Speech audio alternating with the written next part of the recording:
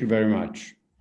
So, welcome all. This is our third gathering of the week. For some, it is September 15th, Wednesday. For others, it's September 16th, Thursday.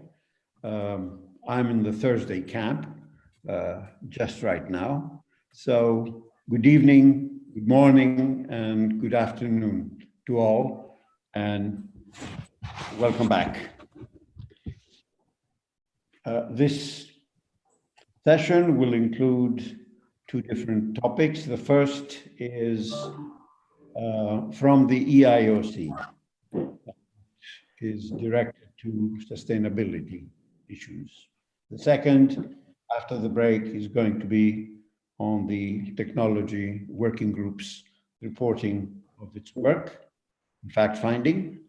So we can begin directly. I would like to turn the floor to Winnie, who is the chairperson of the EIOC, and ask Winnie to proceed with the presentations. Winnie, please.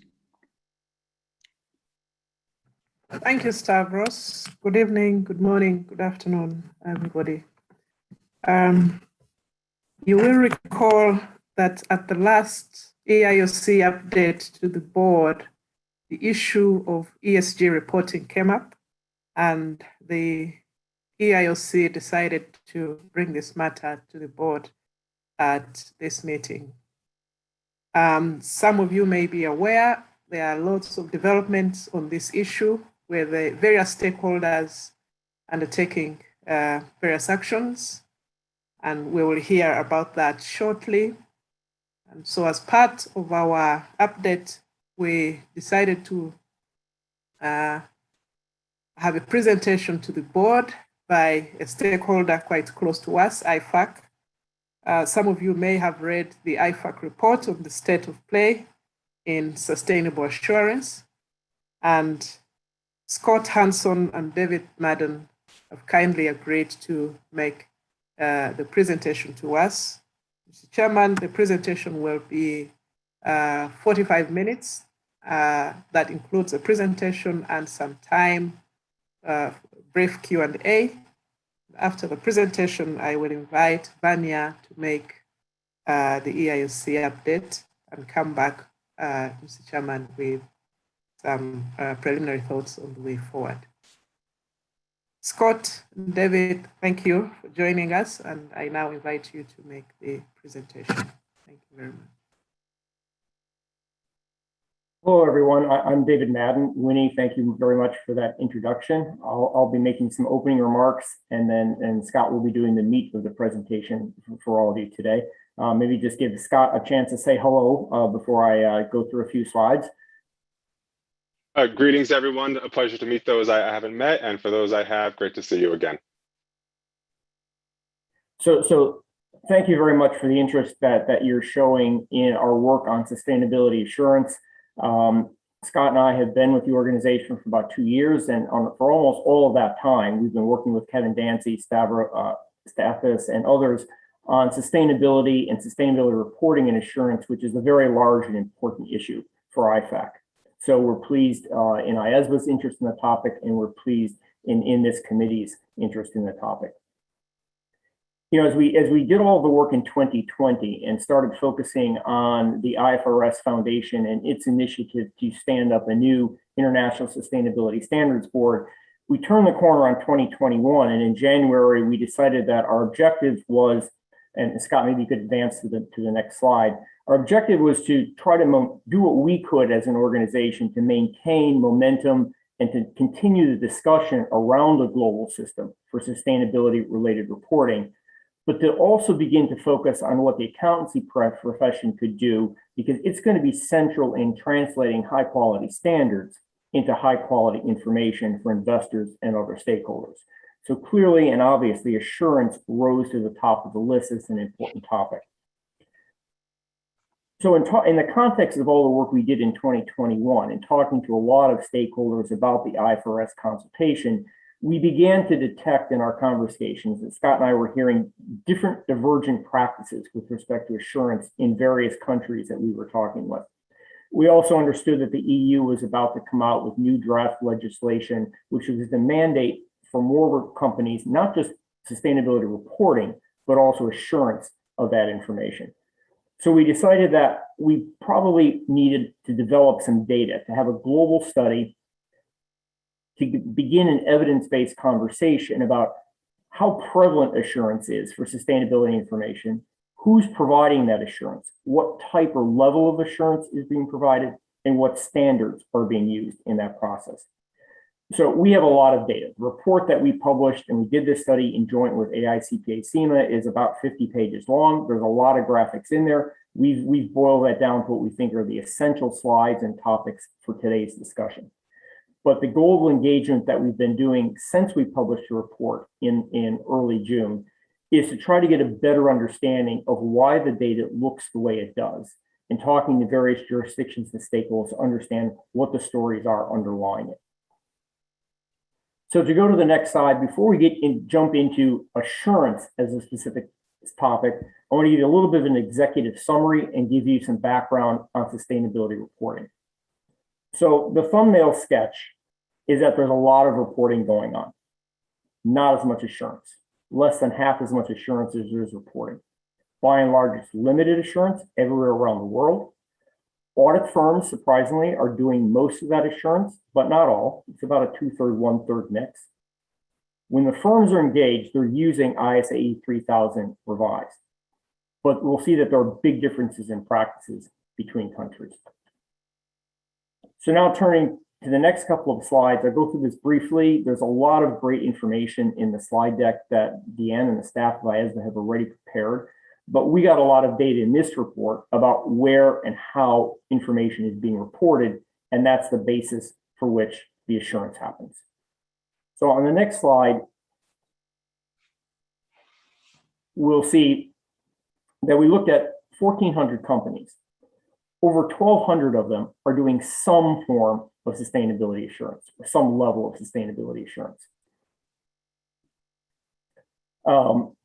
Most prevalent are sustainability reports. Some jurisdictions relying on integrated reporting, and some jurisdictions also presenting information in the annual report, predominantly in the MD&A. On the next slide, and in all of our graphics, our bar charts that you'll see today, it's important, they're helpful to read from left to right. So starting out with Americas on the left, Europe, the European EU and next, other EMEA, and then Asia on the right.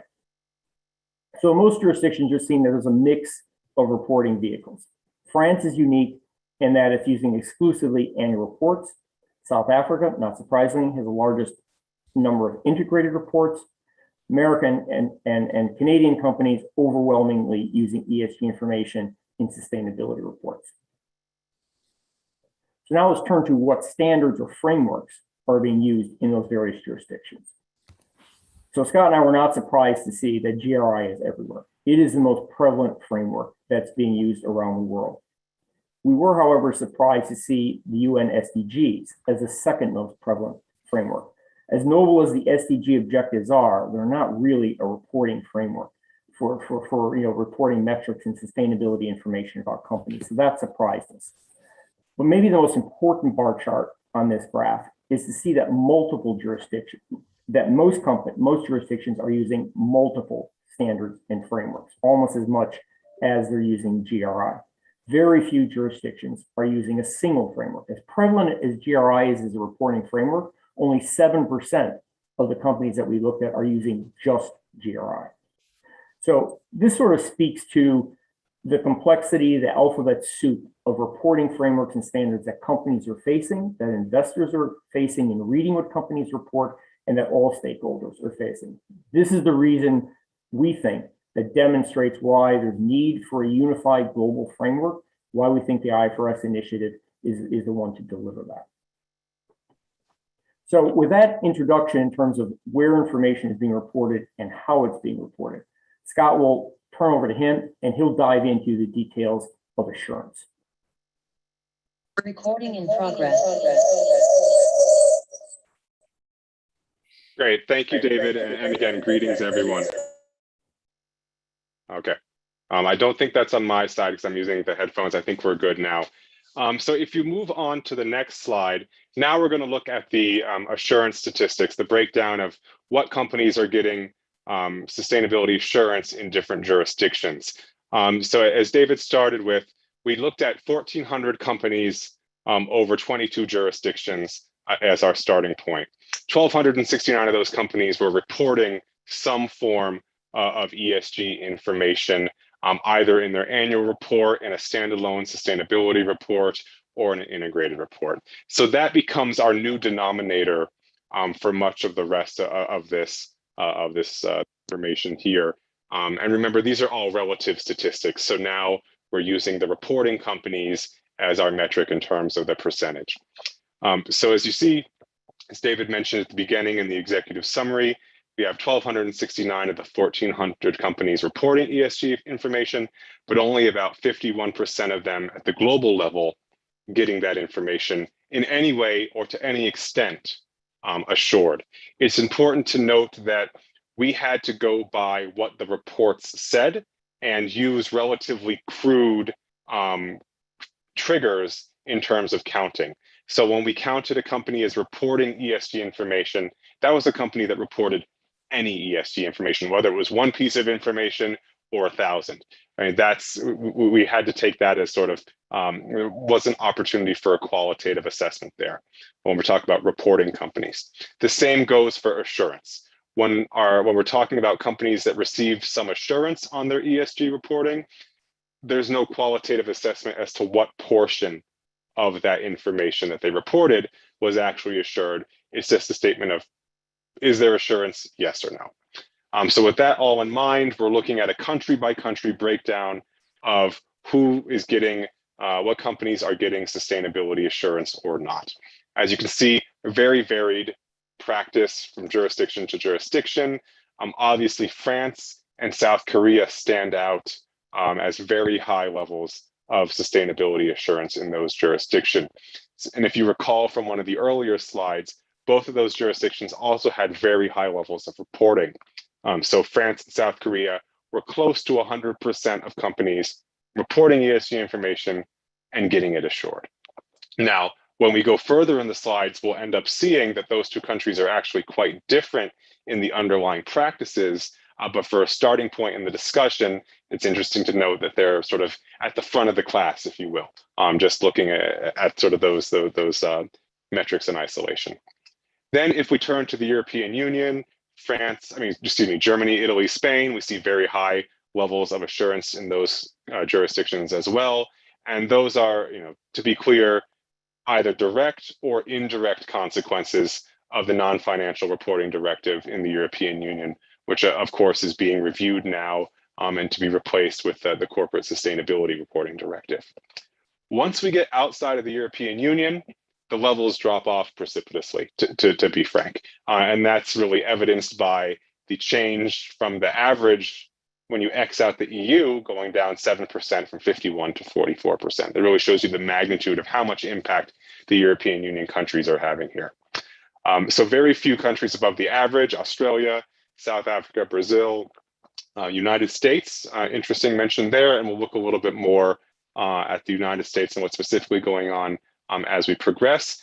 But otherwise, we've got a lot of laggards. You look at Saudi, you look at Singapore, Indonesia, Hong Kong, China, countries with jurisdictions with relatively low levels of sustainability assurance.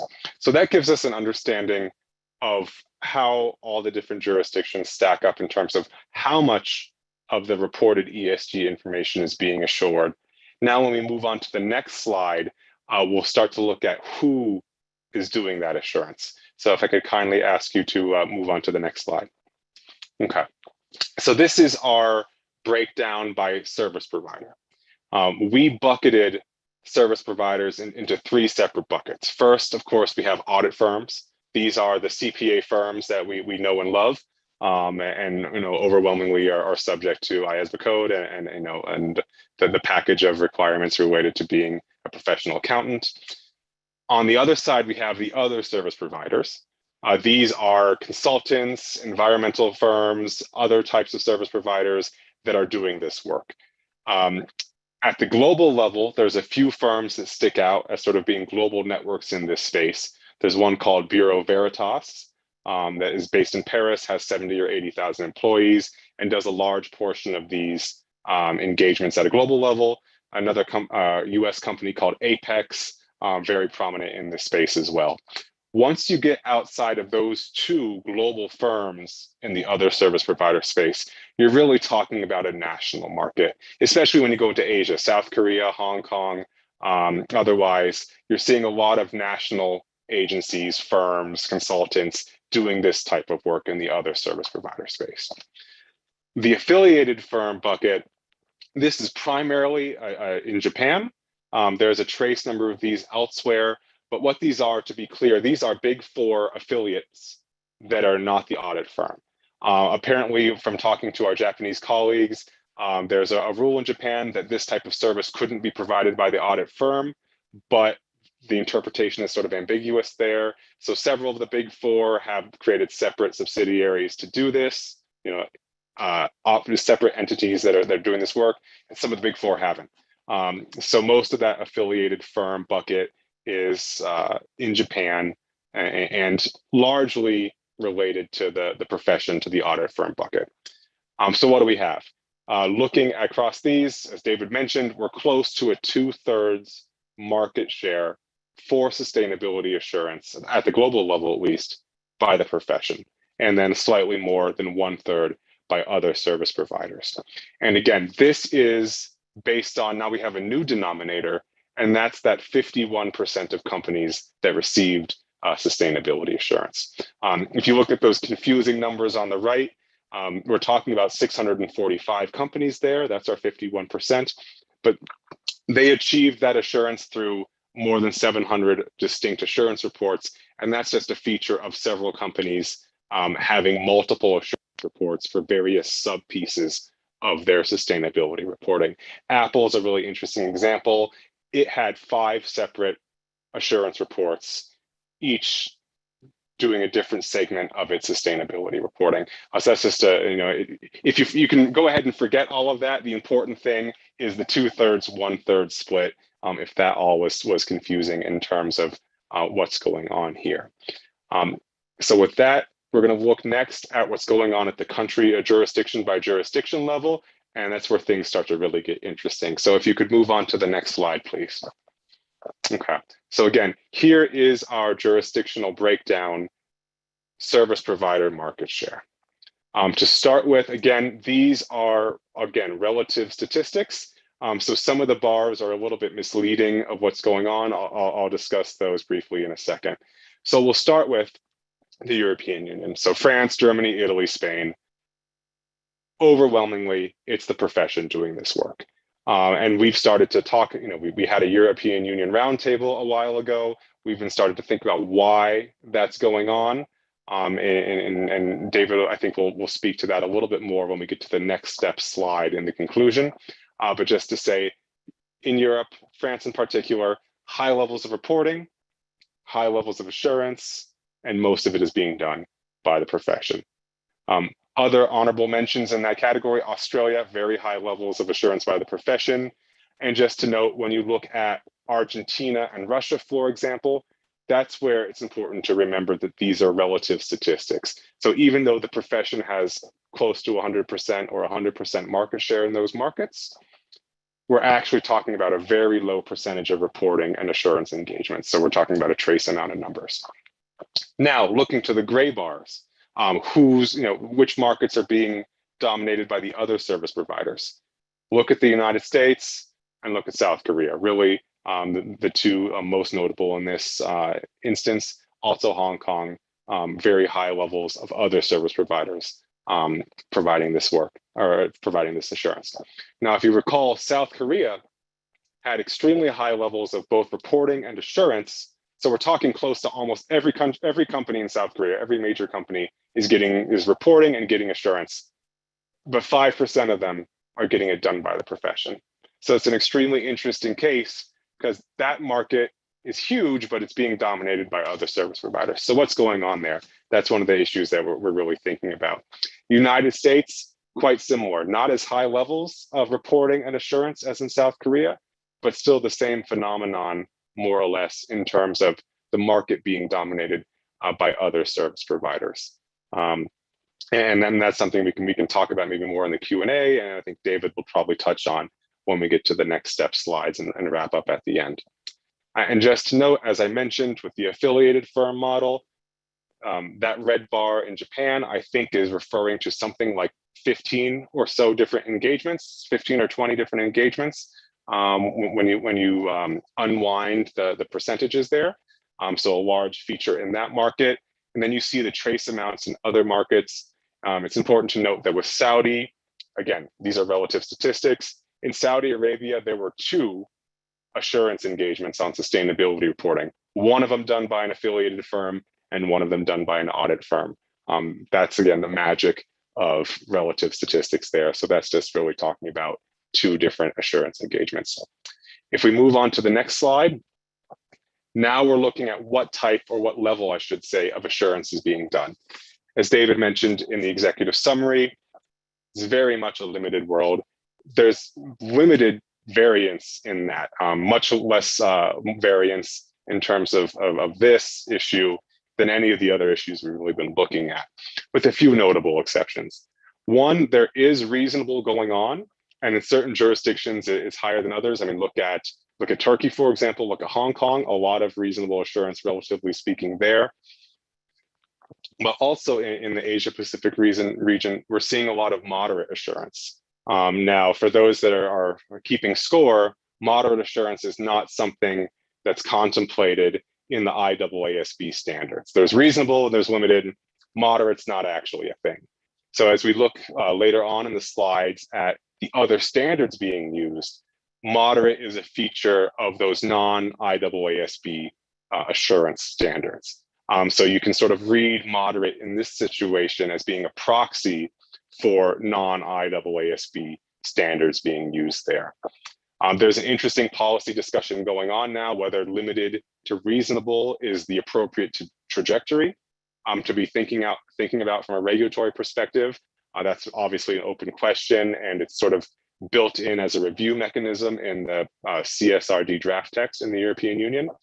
But this all shows that when it's being done, sustainability assurance is being done on a limited basis. So with that said, if we move on to the next slide, we're looking now at the standards being used. So again, I mentioned what's going on with the moderate assurance. So this starts to get into that a little more deeply. The important points to start here is that when you're looking at the profession, the audit firms and the affiliated firms, overwhelmingly, they're using ISA E3000 and then ISA E3410 in certain instances as well. They're also using national versions of those standards in some jurisdictions. They have they've sort of recast those as national standards. So you can look at the national 3000 as sort of part of that bucket as well. I believe that the other standards, the red and blue on the far right in the other category, that is 100% speaking to the AICPA's attestation standards. So the picture that all builds together is that the profession overwhelmingly is using the IAASB standards.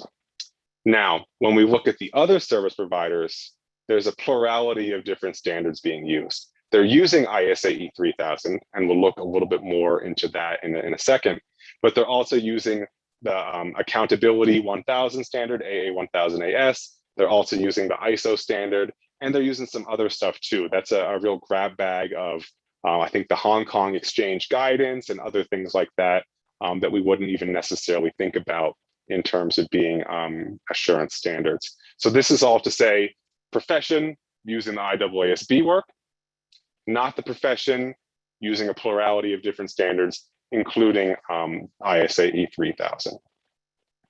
So with that, we can move on to the next slide. Now we're getting sort of very detailed on one specific issue, and that is around what other service providers are doing or at least saying they're doing, with respect to ISA E3000. So this is, again, we're talking 80 some assurance reports here.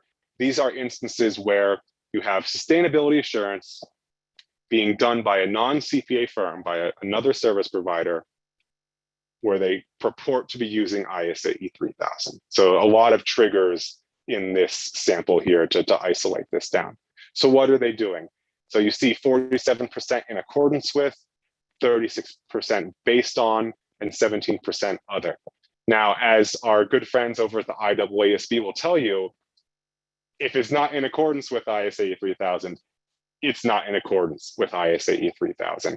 And so that's less than half the engagements here. So by their read, and they certainly know best, more than half of these assurance engagements by other service providers are, not to say it too strongly, but some sort of misuse of ISA E3000, based on, of course, being a big one, but the other, I think in that other category, there's about 15 different verbs that are being used to describe how those other service providers are using ISA E3000. So again, this is a relatively small sample. Now we're down to 80 of the 1,400. That said, we see this market growing significantly as regulatory requirements creep in, as ESG reporting becomes more mainstream. So the question really is, does this grow? Do the based on and do the others grow? Or do the in accordance with and does the profession's share of this work grow? And you could imagine a world in which there's significant growth in this space. It's all happening by other service providers potentially misusing ISA E3000. And is that an investor protection concern? So that's also one thing that we're really thinking about. And we're talking to IOSCO and others about those type of issues. So with that, I think this is our last data slide. Thanks for your attention, and I will turn things back over to David for our next steps, some wrap-up observations, a little bit of flavor from the regional roundtables that we've been having, and then looking forward to your questions in the Q&A. Thanks again. All right, thanks, Scott. So when we took on this project, we envisioned it as being a three-step study. The first part was to gather the data and publish that data. That's what's in the 50-page report. That's the basis for the slide presentation that we've given you today. Step two was to take that data and do significant global engagement in various regions. So we've conducted or will have conducted 4 regional roundtables, or 4 different roundtables. In June, we had a special meeting of the Forum of Firms. In early July, we partnered with Accountancy Europe and had a roundtable of European stakeholders, including the UK. In early August, we worked with the JJ Group, which are the PAOs in Hong Kong, Singapore, and Japan. And we had 10 different, there are 8 different jurisdictions from Asia Pacific area that are represented in the study. We had 10 different organizations from those 8 jurisdictions. Inky, our former president, was good enough to sort of kick off that roundtable discussion. And then in early October, Scott and I will be presenting the final roundtable, which will be in concert with PAFA and SICA and Pan-African roundtable. We've had, one-on-one discussions. We've made presentations, as Scott mentioned, to IOSCO, to the Value Reporting Foundation. We have something planned in Colombia and Latin America as well. So trying to do as much engagement as we can to understand what, again, underlies the data that we're seeing. And then step 3 in the process is to decide, and I guess we have decided, that we have to have some sort of Ifac policy statement or some sort of shared narrative about sustainability reporting to kind of take the conversation forward and give the profession a way of having a consistent conversation with policymakers around the world in the various local jurisdictions. So that begins to take a little bit of shape, right? These are early conversations or early conclusions. But some of the conclusions or topics or issues that we think we've identified, and there's consistency in this around the world, is that regulation or the lack of regulation matters in terms of the types of incentives that it provides. So in Europe has been perhaps a bit of a test case. If the data indicates, if high bars of reporting and high bars of assurance by the profession using ISA 3000 is a definition of high quality information and success, then Europe seems to have outpaced other jurisdictions in doing that. So is it fair to say that the experience with the non-financial reporting directives, which was not a mandatory thing, but was mandated in certain jurisdictions like France, Italy, and Spain, was that good policy formulation that has sort of helped the profession, both inside of companies and in public practice, sort of evolve and develop the higher quality reporting and higher quality assurance. In the United States, jurisdictions like Hong Kong and Korea, we're seeing something different, right? So on the incentives there, incentivizing metric disclosure, not broader based sustainability disclosure. And are the incentives there to provide some sort of verification done by another service provider so that that metric has credibility? But is that the same thing as what's going on in Europe in terms of the quality and breadth of disclosure? So that's an underlying issue. Does regulation matters, or the lack thereof? What incentives is regulation providing in different jurisdictions? Consistent reporting frameworks. Everywhere we go, we hear that, assurance follows reporting. And our friends at the IESBA would certainly agree with that statement, right? You have to have consistent reporting frameworks before you can have assurance. Over 90% of companies are reporting, but 50% of companies are getting assurance. And that varies from jurisdiction to jurisdiction. Experience with ISA 3000 it varies dramatically across regions. The region that has the most experience is definitely European Union. And I think it's quite clear that feedback from stakeholders there is that they're not really satisfied with what ISA 3000 is providing. It's a good starting point, but they are ready and requesting something to go further. Those last couple of slides that Scott reviewed, pointed to some quote unquote misuse of ISA 3000. So that suggests a couple of things. Perhaps there's not a level playing field for service providers that are using 3000 or other standards. Said slightly differently, we particularly hear this in Asia, where our stakeholders there would say, well, what the consultants are providing is arguably, subject matter expertise. They understand these metrics and the greenhouse gas numbers and the water numbers that are being provided. They do it at a very competitive cost, let's say it that way, compared to what the profession would ask for. And they provide a report that, let's say, looks good or looks credible, right? And then the third point, Scott already alluded to, which is there an emerging investor protection, issue here? As reporting increases and as regulation comes in, the US is a voluntary market-driven process. And we're seeing that the profession, the type of reporting is not providing an incentive for the profession to do assurance. It's in consultants. In Hong Kong and other jurisdictions, there's a lot of consultant reporting. There are Hong Kong Stock Exchange listing requirements, but those requirements seem to be promoting or providing incentives for a tick-the-box consultant approach to verification, not a broad-based assurance of a broad base of information.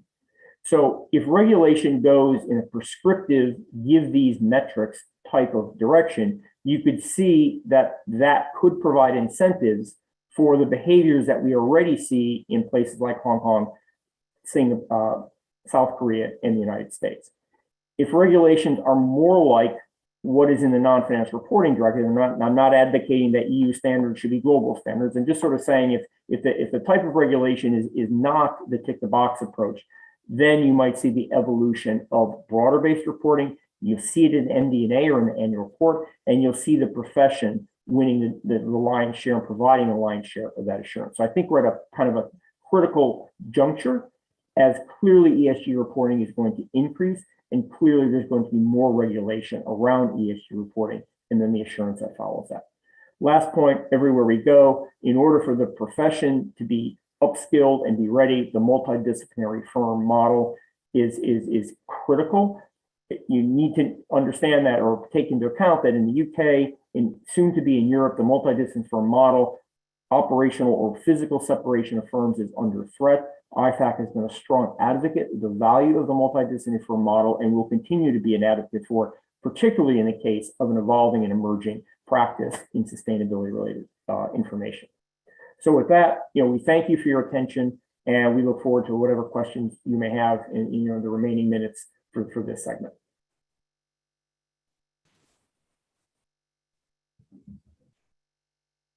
Stavros, you're on mute.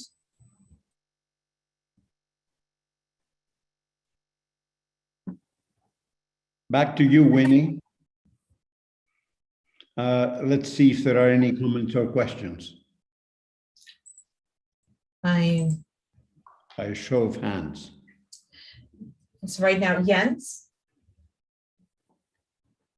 Thank you for this very, very interesting presentation. I just want to ask or to highlight an issue which is emerging just the last few weeks, is that regulators are looking for greenwashing and I would say not so well-based non-financial reporting data of investment funds and others. Do you have any indication how, or is there a connectivity with the level of assurance or the tick box approach versus a more deeper qualitative reporting, and the possibility of discussions on reliability of non-financial reporting? Do you have any indications, or it's too early to judge this?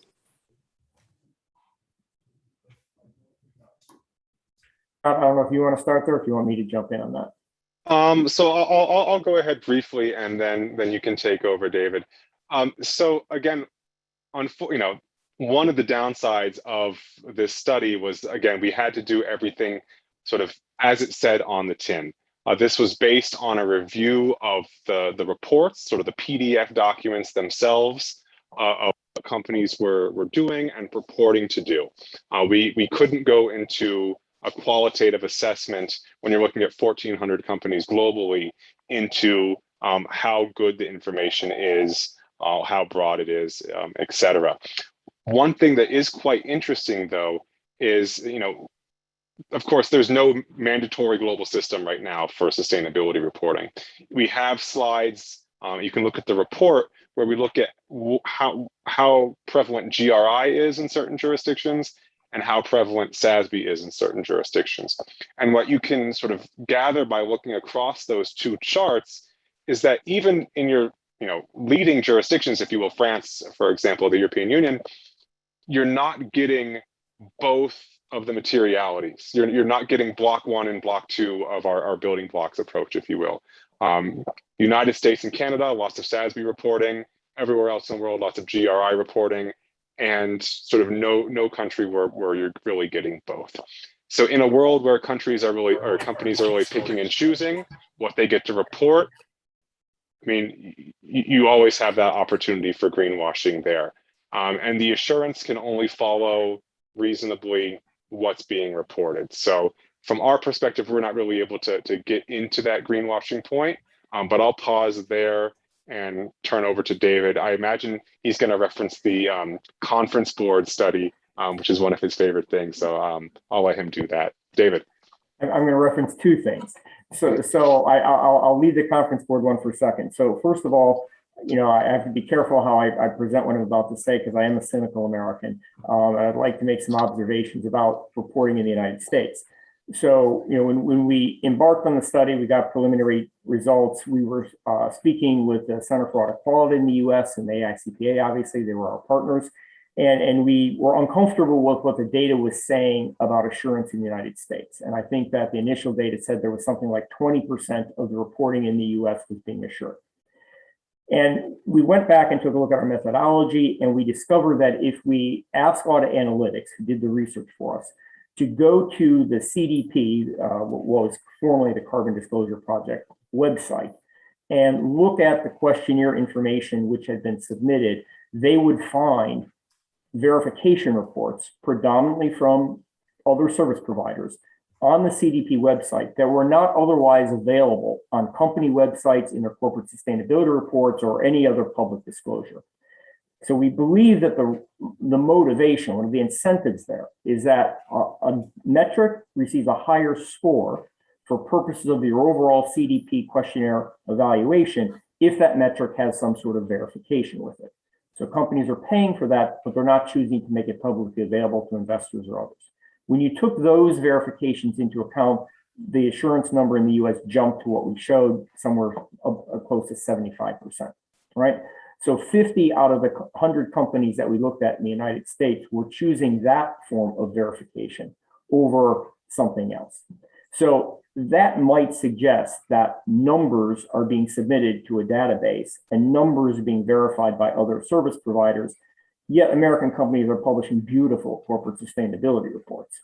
So, you know, I personally would love to figure out a metric for evaluating or trying to capture what is greenwashing, to go to your question, Jens. And so we're not looking at it from the investment, you know, perspective, but from the presentation, from the corporate reporting perspective. And then Scott's reference or joke about my passion for this conference board report, which is a couple of years old, which looked at, I think there were interviews with less than 60 companies, mainly US, some in Europe as well. And they asked the question, where does the sustainability or ESG information that your company provides come from? And the majority of the respondents, is like 20% order of magnitude, said it comes from the ESG people in my company. And then it comes from the lawyers, it comes from the communications department, it comes from the investor relations department. At 7% of respondents, it comes from the corporate finance, corporate reporting function. So within Ifac, we have this joke, how do you get from here to there? We think that study is telling us. We think the CDP story about the United States is telling us that there are silos of information within companies, and that silo has to be broken down. If the silos remain, the risk of greenwashing arguably is higher. If the silos get broken down and the ESG sustainability information moves over to the corporate finance function, then the rigor and everything that goes with that goes into company reporting, we think would change the quality and integrity, diminish greenwashing. And that's, I think, the objective that Ifac has in mind when it says that this type of information, sustainability information, enhances corporate reporting. I think that's the goal that we're all after. Thank you. In the interest of time, I think we should take all three remaining comments that we have so that you, David and Scott, you can put them together and respond. Okay? So Brian. I see Brian. Brian Friedrich. Great, thanks. And thanks, Scott and David, for an excellent presentation, first off, and also to the EIOC and Winnie and your team for bringing this to the board's attention, for making these arrangements. I think it's excellent that we're having these sorts of discussions, extremely important. My question for Scott and David, can you provide us just a little bit of high-level thought on the interaction between technology, particularly AI, machine learning, on the implications for ESG and how you might have seen that being used? And therefore, obviously, we're thinking about that from the perspective of the implications for professional accountants. Thanks. And Caroline? Thanks, Stavros. David and Scott, thanks very much for the presentation. Very insightful. You had answered one of my questions, which was, to what extent was the reporting being done by the finance function?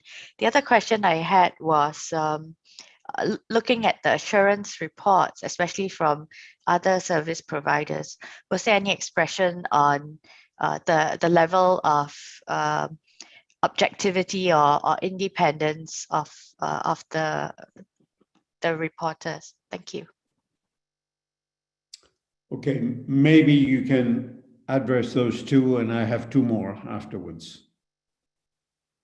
Okay, well, I'll take a quick start, and I'll drop the bad news for I guess Brian, I guess, is that I don't know how much we have to say about use of technology, artificial intelligence in this space. This was effectively a manual study, if you will. We developed a list of 1,400 companies, the largest companies in 22 jurisdictions. We looked at the PDFs on their website, either the sustainability report, the annual report, or the integrated report, as it were, for each company, and dug into that read the assurance statement, read the sustainability reporting. In terms of how much we were able to glean about technology and AI, I don't think we have anything to say on that, unfortunately. So hopefully that's not too much of a disappointment there. David, I don't know if you have anything else to add to it. Not on the AI front, but on the technology front, obviously, maybe it sounds trite, technology is an enabler, right? I remember a conversation with someone from BlackRock who explained that, what happened in the Gulf of Mexico several years ago, all of the inspection information, which used to be on, little yellow sheets of paper, like used to be in the elevators that we all write up and down on, right? That the elevator had been inspected. All of the inspection information and what goes on in oil rigs and gas rigs is now obviously computerized, and it becomes publicly available. So if you went in and looked at the inspection results on those oil rigs, you would have detected that maintenance on those oil rigs was not what it was comparable to other companies. So no one thought of doing that, but technology is an enabler for spotting those kinds of ESG issues. And then in terms of the independent statement, so Caroline, we were looking for very certain data points for each of these reports that we were reading. Typically, when it was another service provider, it would say, we are the Hong Kong Quality Assurance Association. We were contracted to do limited or moderate assurance over XYZ L&M on this report. And, we confirmed that we assured it to that level. In terms of the independent statements, we weren't necessarily looking for that, so I wouldn't be able to speak to it. That said, we had a lot of limitations in terms of what we were doing because this was a global study. And we were trying to be, what we typically say is we were trying to be broad rather than deep. We're really just trying to get the conversation started in an evidence-based way about what's going on with sustainability assurance. So we've been trying to inspire the various Ifac members to do deep dives in their jurisdictions on what's really going on underneath those numbers and really give us that qualitative assessment. So there are a few that have sort of taken on that mantle and are doing more research for their jurisdictions. And I imagine that those type of questions will be borne out as this line of research continues. So right now, not much to say, but hopefully as the PAOs in our network review this information more and study their jurisdictions more, we can get that type of information out. Thank you, David and Scott. I have two more, which will be the last. Galen and then Ken. Yeah, thank you. And I'll be very quick because of the time, but thank you, David and Scott, for the presentation. My ears perked up when you started talking a little bit about affiliates and restructuring of audit firms to put affiliates outside of I guess, the core operation of that work. And I wonder whether that was for an underlying ethical reason related to independence. And maybe if you could just briefly respond to that query. It made me feel a little bit uncomfortable. I can go ahead and respond to that very quickly, Stavros. So Galen, again, overwhelmingly, this is a Japanese phenomenon. And from speaking to our GICPA colleagues, I don't know if there are any from that institute on the line here, but we understand that there was a very unclear regulation about whether the audit firm could do this type of work. And two of the big four interpreted that regulation as saying, no, they couldn't. So they had to create a separate legal entity to do this sustainability assurance work. And two of the big four interpreted that regulation as not being applicable and did not create separate legal entities for doing that work. So we've got all four big four firms in Japan doing sustainability assurance. Two of them are doing it through, Big Four Sustainability LLC, and the other two are doing it through traditional Big Four LLC. And that's the way it is. So in terms of an ethical, two of them took a, I guess, more liberal, interpretation of the regulation, and two of them took a more conservative. And that's how we ended up where we are. In those conversations, we didn't hear sort of IESBA or the ethical consideration. It was primarily regulation driven. Sorry, David, for cutting you off there. No. I was just saying I may be misremembering, but to color it further, I think that of the two, the majority of it was one of the two.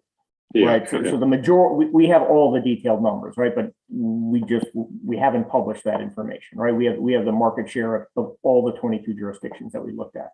So of the two that are using the affiliated firm model, the vast majority is the interpretation of one of the big four firms. Mm-hmm. And there's a smaller component from a second big four firm with none from the other two big four firms. So I don't think we detected anything in our conversation suggesting that was an emerging trend. It was more of a legacy predominantly with one big four firm versus the other one or two.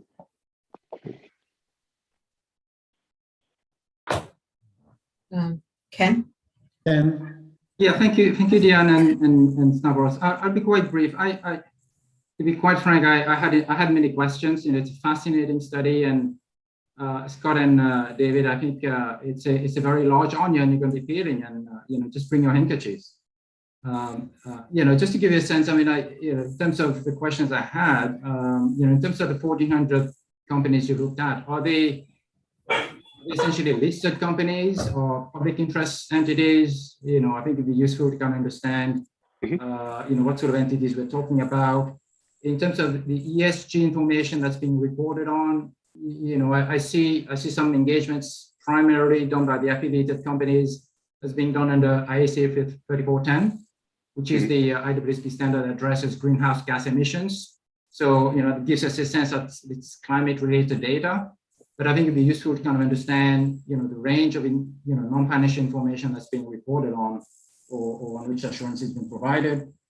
I had a similar question to what Caroline asked, and perhaps more looking at it from the standards perspective, in terms of which independence or ethics standards were being, the firms who are asserting compliance with, as they report on the assurance.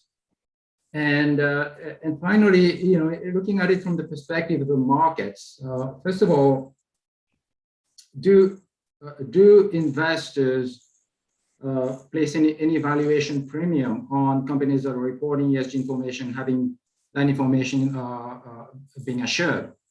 So that's sort of the valuation premium or the sort of level of interest from investors relative to investments, and also do investors or do the market at large understands the difference between the limited assurance engagement, the reasonable assurance engagement, and in between this concept of moderate assurance that doesn't exist in the auditing literature. So there's a lot of questions there, and as I say, that's a lot of fascinating questions to do research on. No. Thanks, Ken, for those questions. I'll try to take off a few of them, maybe the first and the last ones, the easy ones, and then I'll bounce the more difficult ones over to David. In some of the versions of this presentation we have a methodology slide where we talk about how the 1,400 companies were chosen. But to be very simple, we're talking about the 50 largest listed companies in each jurisdiction. For the 6 largest jurisdictions, capital market size-wise, economy size, we're looking at 100 companies. So in the United States, Germany, China, India, United Kingdom, I always forget Japan. We're looking at the largest 100 listed companies. In all of the other 16 jurisdictions, we're looking at the top 50. So that gives you a sense as to how we're looking. So these are listed companies, the largest listed companies. We've allocated them against their headquarters rather than their listing market. So when you take Alibaba and Tencent, for example, they're attributed as Chinese companies rather than Hong Kong companies because they're based in mainland China, even though they're listed in Hong Kong. So that's how the methodology works out there. There's actually a lot of extremely important and complicated methodology questions. You could imagine doing the exact same study, but just picking sort of the different option on 3 or 4 of these variables, coming up with relatively different results. So the methodology, again, is relatively crucial. So, but we're talking about the largest companies here. In terms of the sort of the market valuation, there's interesting research by an academic out of Deakin Business School in Australia. Some of you may be familiar with. His name is Peter Carey. He's looked at association between the cost of capital and getting assurance on sustainability data. He unfortunately had to use, at this point, relatively out-of-date data and somewhat incomplete, but his findings are pretty clear that you get a lower cost of capital when you have assured sustainability reporting. I'm under the impression that he's been inspired by, he reached out to us on foot of this study to see what scope there would be for him to repeat that research with more sort of newer and greater data. So stay tuned for that, but that's very much an area of academic study comparing cost of capital to what's going on here. The last one I'll take is the limited versus reasonable and versus moderate, if you will.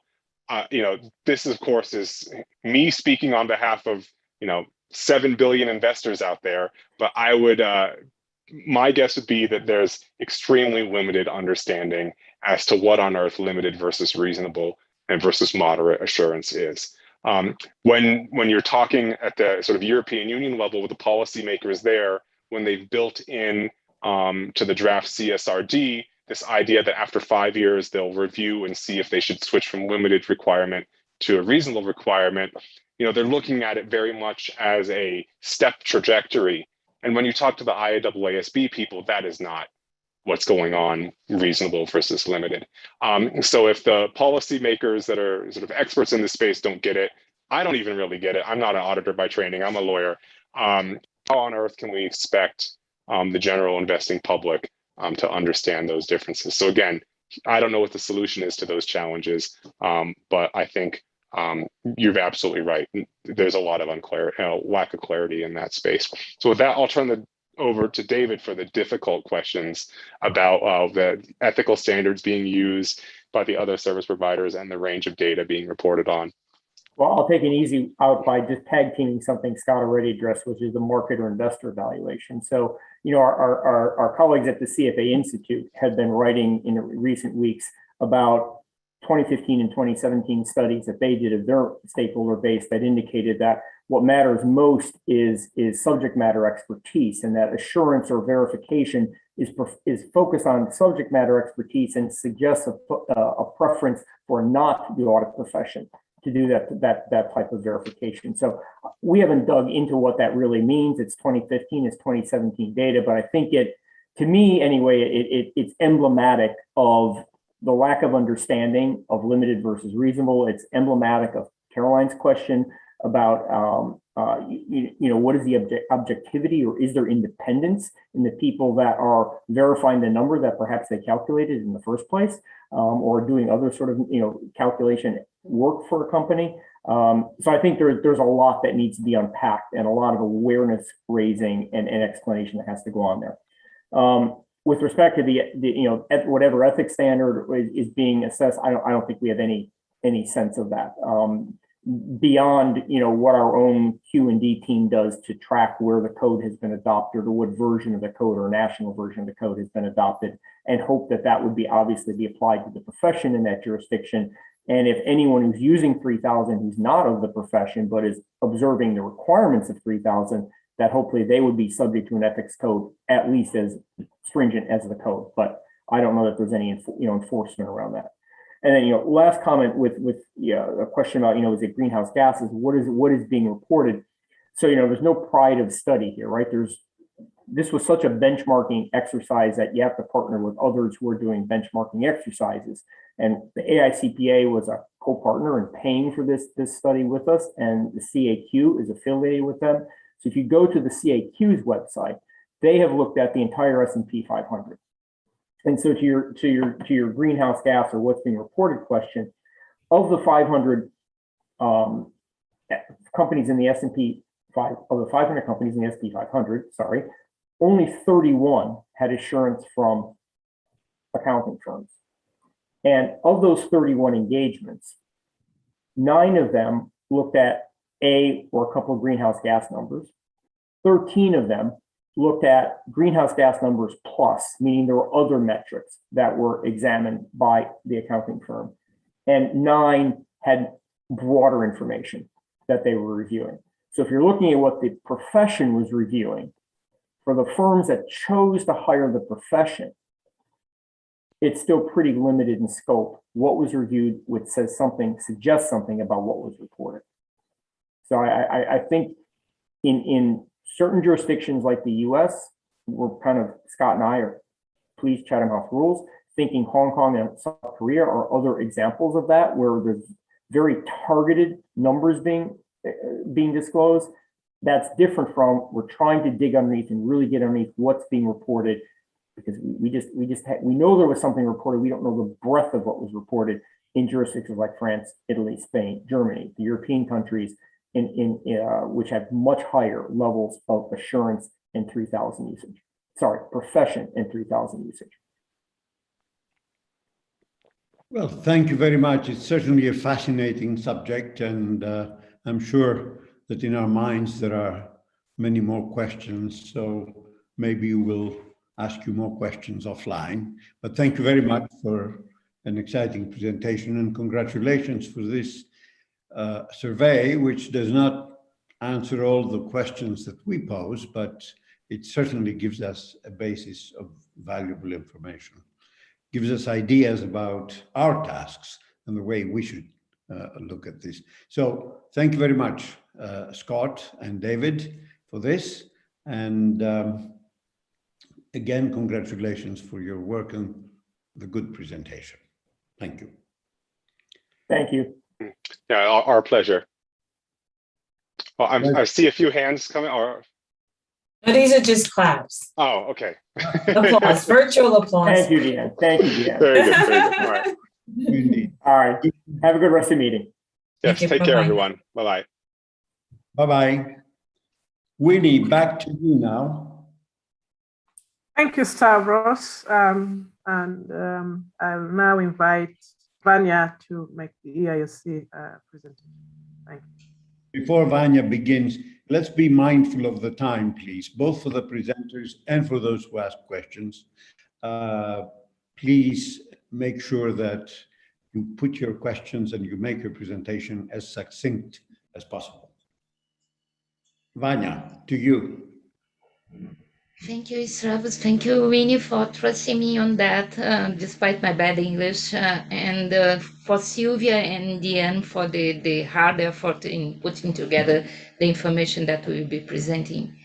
The first part of the presentation is much more conceptual, so I hope to be able to bring some clarification in some points that the previous presentation has posed.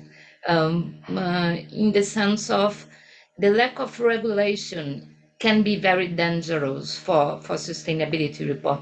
And if you can just move for the next slide, please. So I try to scope some ESG issues. I rapidly discuss about regulation on this kind of report, the role of the professional accountants in order to bring quality to this report, the potential problems that we can face on the ethical side, and how we have at IESBA and the code can contribute to minimize the problems here. And then I will move on to give the floor to Winnie to discuss with the board the next steps after this presentation. The first slide, please. Yeah. I think that the first problem that we have regarding sustainability reports is the lack of consensus in the definition itself. We have many words and terms that means different things, or a single term that can mean several other things. So I think that the first step that we have in order to have quality on that is to discuss a common glossary to work upon. For example, what is the difference for sustainability reporting? And when I do just a climate change disclosure, am I reporting in sustainability itself? What is an integrated reporting? What is the human capital disclosure? And the TCFD, what is the importance of them? When I use the expression sustainability report and non-financial reporting, am I making the same definition here, or do I have difference? Is sustainability report the same of environmental report? How leveled is social aspects in terms of quality as compared to environmental and governmental ones? So there are many questions to be answered in this segment. Then if you can please move on. Yeah. And the fact is that right now, it is a problem for everyone. Some 20 years ago, if someone came to a board meeting, for example, and start discussing sustainability reporting and disclosure, the board would have many other things much more important than that. But nowadays, if we look at the agenda of those charged with governance meetings, the sustainability reporting and disclosure and information and risk and opportunity as well are always a part of the load of the topics to be discussed by these people, these councils. The problem is, as Scott and David mentioned, we do not have global reporting right now. We have many frameworks, some standards, and we have no global consensus in order to report regarding sustainability. And that is very dangerous because as they are presented for companies on a voluntary basis, the study that David and Scott has just presented are based on companies that without regulation, they are presenting ESG information. Just imagine the size of the problem if we regard the market as a whole globally. So we have many choices to make. Some will be reporting according to GRI, others by SASB, others by CDP, in accordance to their own choice. And that makes the reporting very lacking in quality because they will choose the option that will present them in the best way possible picture. And if they do not like the result that they reach this year, they just omit this information on the report that they will be putting this year. So we have no consistency, we have no comparability. And that's something that is becoming a problem for the regulators. IOSCO has just finished a consultation about rating provided by companies when they are issued, for example, sustainability bonds, and they are providing rating by many possible providers without consistency. In general, IOSCO says this kind of rating is hired by the market, the issuers, the investors, and not those who are actually issuing a bond. And that is a problem because it is not the company that is hiring the service, so the rating providers are not giving a due diligence service in order to verify the information. They are using data providers, they are using external information, and there is no way that we can guarantee, there is no way that we can rely on that in order to verify the quality. And that's a problem. The next one, please. So there are many initiatives in this sense in order to ask for maybe a single set of rules or standards in order to report sustainability. And Ifac is the promoter of these initiatives in the sense that they asked last year IFRS Foundation to just study the possibility of being in charge of providing sustainability reporting standards for the market. And IOSCO has very much endorsed this position. And just today, Ifac has released an appeal to the G20 in the sense of let's set 4 priorities, 2 actions, and 1 single goal. And one of the actions that Ifac is recommending G20 to take is to support IFRS Foundation in this initiative of being the one in charge of promoting standard for sustainability. Why IFRS Foundation? Because they have a due process already in place that the market jurisdictions already rely on to the IFRS accounting standards. So why not to make use of this structure, this know-how, this consensus in the quality of the service they do in order to have something similar regarding sustainability reporting. And that's the moment that we are in the response for this consultation of IFRS Foundation.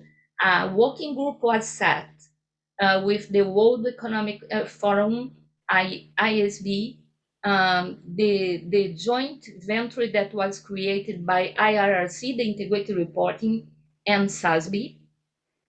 And that's something very interesting for us to comment on, because if you remember the frameworks and standards that companies are using in order to report sustainability information that David and Scott just presented us, we had GRI, we have SASB, but we do not have IRRC, we do not have integrated reporting there. Because integrated reporting, if you can please change for the next one, I think it is the next one. Yeah. If you look at integrated reporting, it is not a standard for sustainability reporting. It is a standard or a framework, actually, in order to make a cross-reference between financial information and non-financial one. Because integrated reporting says that will give reliability and help to avoid greenwashing, because I have to cross-reference between financial information and the so-called sustainability information as well. And it is not IFRS Foundation only that is working on that. David mentioned EU is working on this kind of regulation, and so is the US SEC, because regulators have understand that if they want to know this kind of situation, they need information, but they need information with a certain level of quality. I will move on. I hope you were able to read the cover note just for the sake of time in that, but we will be able to answer the questions after that. And if you can move for the next one, please. Many companies as well are linking sustainability reporting with the agenda of the Sustainable Development Goals that UN has set. And so the increase in the release disclosure of sustainability information is pretty much linked as well to the necessity of reporting to attain the Sustainable Development Goals. And for that, UN has prepared a guidance of the key indicators that should be presented by companies, by countries, in order to report in this sense. And the professional accountants are pretty much involved with that, because integrated reporting has been elected as the main vehicle to report the Sustainable Development Goals. The next one, please. Okay, as I told you already, integrated reporting differs from GRI and SASB and CDP or NTCFD, because it is not aimed at being another framework for reporting sustainability, but rather to work as a bridge between financial information and non-financial information. And the solution for that is not to compete with GRI and SASB, but put them together. So IRSC has joined forces with SASB because they have the framework, the definition, the principles, the content that should be presented in the sustainability reports. And then SASB has the metrics, has how to do that, how to report that, how to establish materiality, how to work with the business model by sector. And that is very, very, very important because we'll never have a single set of key KPIs in order to report everything in sustainability reporting. Because what is important for a segment, for a sector, might not be as important to another sector. The next one, please. Okay, we need information about sustainability aspects, but we need that in such a sense that is useful for the market. And it will not be useful unless it is reliable. So we needed to have some degree of reliability. And that is a sort of consensus. That's why IASB has worked on revising the ISA 3000 in order to make it possible to be used as a reference for assurance in certain way for sustainability reporting. The ISA 3410 is also used, as David showed in his graphic, but they are non-authoritative guidance. And so the companies who do not have a standard to follow will follow ISO 3000, for example, as David mentioned, not exactly to the letter. And that is very difficult to be followed because as the reports are voluntary, we cannot, we sometimes do not have a safe way in order to ask them to comply in the entirety with the regulation.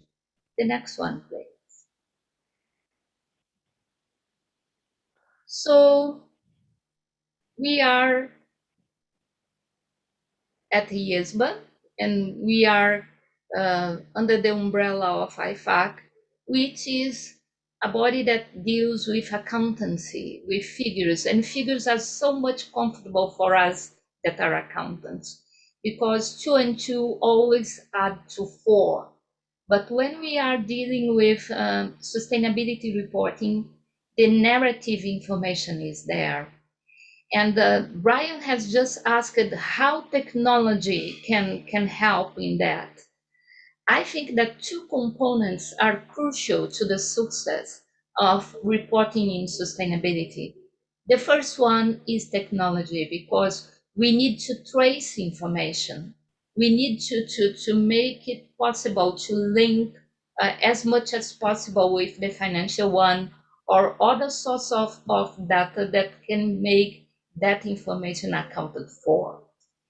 And the other component is the ethical side. And that's why we are bringing this to IESBA consideration, because in the narrative information, you can use the words that you want. If you are not ethical, if you are not committed to the truth of what you are reporting, you'll be dangerous for the market.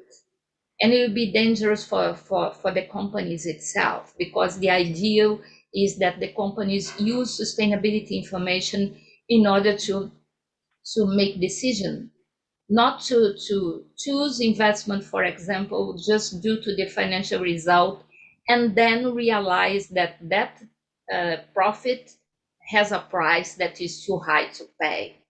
And so the aim is to have this decision-making level, taking into consideration also the sustainability aspects from the beginning. And so the code can help immensely in that. because the principles of that the code requires being observed by professional accountants can make it more reliable and make the market more confident to use this kind of information. Will this sustainability reporting be perfect from the beginning? No, they will not. But if you look at the financial statements, despite the fact that we have so many years of experience in reporting in an accounting way, we cannot state that the financial statements are perfect. But the professional accountants, if they use their experience in reporting and seeking to make a very to the point assessment of the company's situation in order to report, if they lend this experience, this know-how to the sustainability information to be presented as well, they can contribute to accelerate this step in order to reach some sort of some level of quality in this kind of report as well. So we want the professional accountants to use their judgment, their integrity, that commitment to the good report and the high quality in order to help that. That's something that the CEO of Ifac has already stated as well. The next one, please.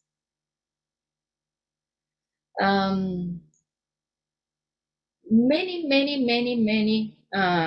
regulations, recommendations, and situations that are already contemplated by the code can come to help us to have higher quality in terms of sustainability reporting as well. Not only the fundamental principles and the conceptual framework, but the part B of the code that was revised to accommodate ISO 3000, the whole and mindset, the commitment of the professional accountants, and the NOCLA, the obligation to report whenever they found something that is not exactly the truth being reported. The preparation and the skills to resist pressure in order to report what is not exactly the right situation to be reported, and many other things. But that will mean that the accounting profession should enlarge their skills in order to accommodate other knowledge. Otherwise, they will be too dependent of external opinions, of external reporting, of external assessment. So we can lend them our experience, but we must learn for ourselves some basic things in order to help them to do better for sustainability reporting. The next one, please. So I think that we can go over this one. These are just the sections of the code that can be applied to assessment and to the preparation of ESG information. The next one, please. We already mentioned the guidance of ISO 3000, the revised 4B section of the code in order to accommodate this revision. Yes, the next one. And I'll stop here just briefly to see if there are some questions that you want to discuss previously before we go on.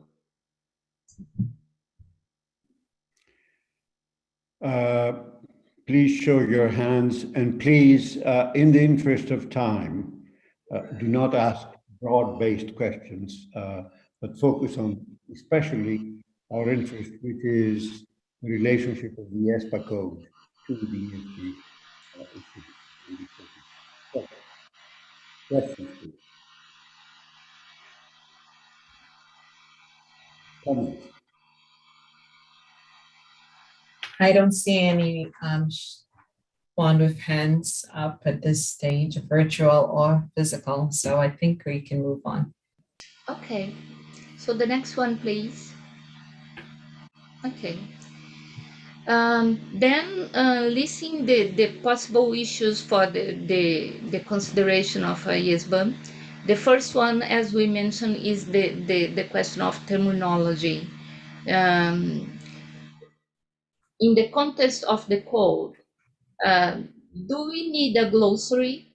Do we need something in order to leverage the step in the definitions of sustainability reporting or ESG information?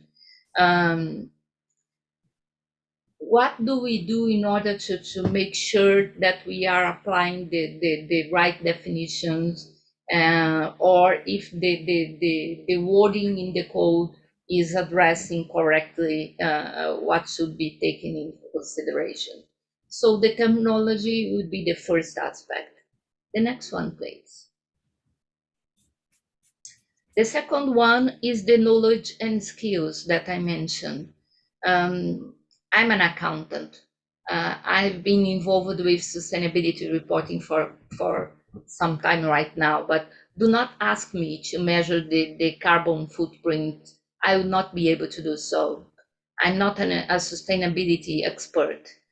So we need to prepare the future generation and the current ones to deal with this situation where additional knowledge is required for in order to bring companies to full disclosure.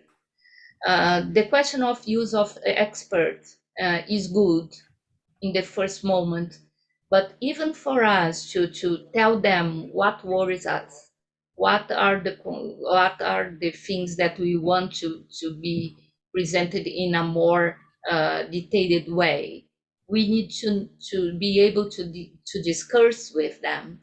So we cannot rely just on external opinion for that. So we need to prepare maybe a IESBA board and advisory councils in order to be able to discuss this kind of topics as well. The next one, please. Then we have materiality. What is materiality?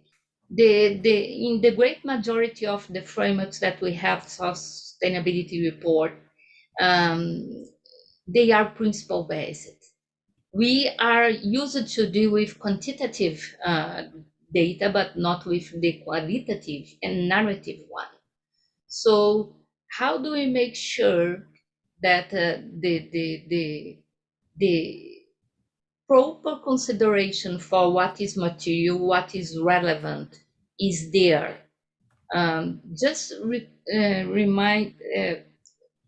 Keep in mind the presentation that David and Scott has just done. We have just 1,400 companies being observed, but each one of them has a kind of assessment, has a kind of framework being used, has a kind of regulation or lack of being used for that. So how can we compare these companies?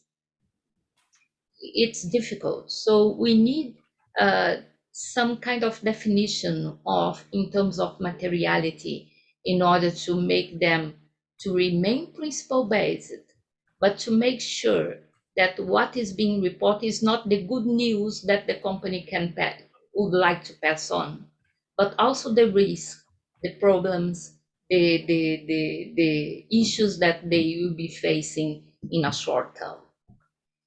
So we have the ISO 3000, we have the assurance for other things than audit in section 950. So what should we look at in order to make sure that the ethical side is being taken into consideration? The next one, please. Let me move on so we can finish that and give the floor to Winnie. The next one, please. Okay. We also have some potential independence issues because in the great majority, as David and Scott showed us, the assessment, the assurance that is being provided is provided by the auditors, the auditing firms. Do we consider that it is proper, or the Japanese version or vision of that as being something that can compromise the independence of the auditors should be bring to be appreciated? So we need to take that into consideration and see if the code is dealing with that, or something should be clarified in order to make sure of that. The next one, please.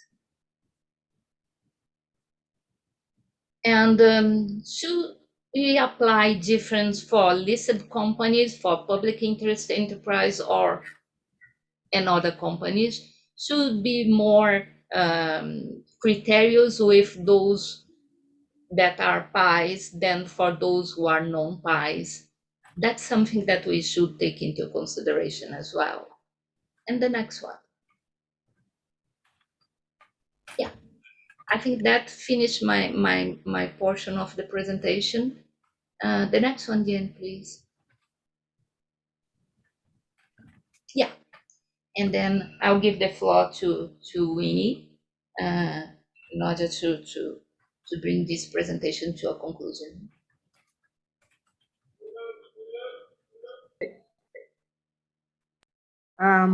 Thank you, Vanya, for that presentation. And I will be quick, so I allow time for any questions and discussions.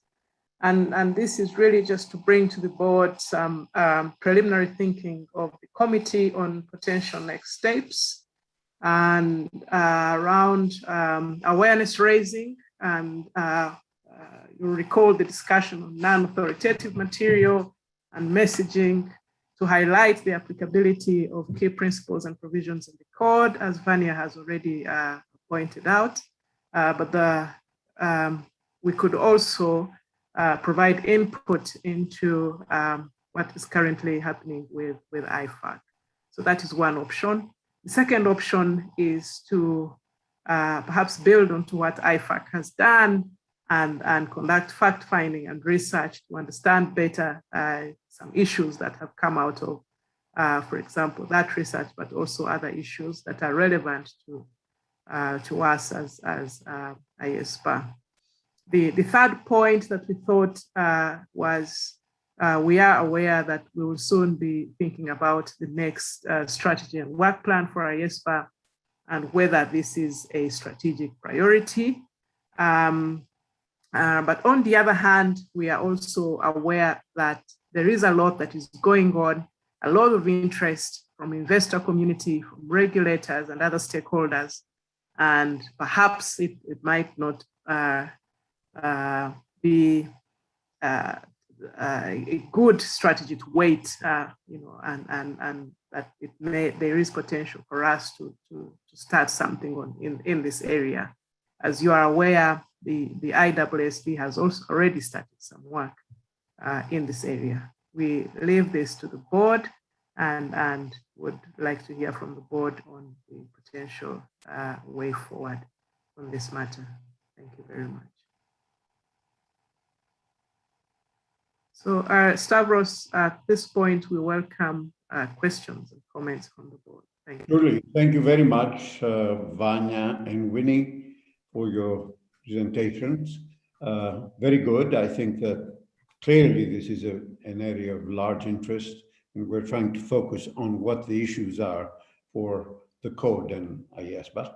So thank you very much both for this good presentation. Any comments, questions, please, from the board, Vanya and or Winnie? Please show hands if you have any questions.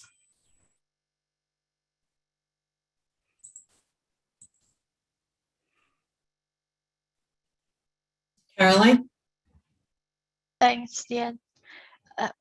Vanya and Winnie, thanks very much for the presentation and for putting together this this session. I don't really have a question, but just in response to the presentations, the two presentations, and just thinking about the potential next steps. What I picked up was the impact on 4B. I think is really something that the board should think about. And before we do that, we also then need to do a bit more fact finding, as the presentation earlier had shown that there isn't sufficient insight or information into the impact on independence and objectivity, which is really our focus, the ethics and independence aspect. And given the widespread interest in ESG, I think we certainly need to take into consideration in the next SWP survey. Thank you. Brian. Thanks very much. And thanks again for that part of the presentation. Also, it was very informative. I just want to also sort of express my support for IESBA moving in this direction and becoming more heavily involved in this area. I think that professional accountants have a significant role to play in their organizations and just as members of society in dealing with these sorts of issues. I'm supportive of the next steps. So continuing to do some additional fact finding. I think there's probably a role for IESBA to play in terms of representing ourselves with the work that Ifac is doing in its own fact finding within this area. And I think that there's options for us to do that. And certainly within the strategic work plan, that seems like something that we should, well, it should be in there, really, is bluntly what I'm going to say. It raises still a bit of a philosophical point, again, in terms of what the code has and the board's appetite for including some of these concepts within there. I mean, I understand in terms of our principles-based nature that we can shoehorn all kinds of items within our understanding of what the code is trying to do, but I'm not always sure that the users who are less familiar with our code and who go looking to our code for references to these types of terms, I see this in the technology area, I see this in EDI as well. Do they find these terms, or are we simply saying, yes, we do that in reaction to questions, but it's not directly in the code? But that's sort of an issue that I think we're grappling with. It's that light touch, right touch versus do we put specific references into some of these items? And I think that's part of the process that additional fact finding should be considering. Thanks, great work. Thank you. Ken. Yeah, I'll be quite brief, and I just have two comments, Mr. Chairman. And one is we're conscious that things are moving very rapidly in the regulatory space. We've had discussions already with the Sustainability Task Force that IESBA has put together. Work stream 1 is looking at basically the development of the sustainability reporting standards. We've been having discussions and coordinating with IESBA. So, Mr. Chairman, I would basically advocate for the board to continue to be involved in those coordination activities and certainly to be working closely with IOSCO as it moves forward in terms of developing recommendations for regulatory rule setting, so to speak. And there's going to be much happening over the next few months, as we expect. My second comment is more in terms of a response in the immediate term, leaving aside the work that certainly will need to happen relative to the strategy and work plan for the next strategy cycle, which Brian has touched on. But one issue that David Madden mentioned in his presentation earlier is the issue of greenwashing. And we are quite aware that IESBA, in particular, in the regulated community at large, is quite concerned about the issue of greenwashing. And the way it's been characterized is that the issue is manifesting itself in basically three areas. The first one is greenwashing at the level of corporates.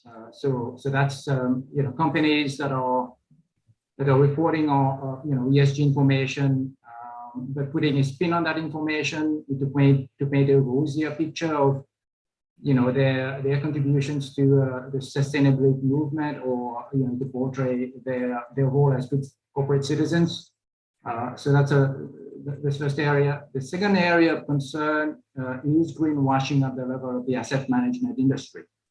So basically, asset managers that are promoting investment products that are so-called green oriented, green funds, but in fact might not be entirely green funds.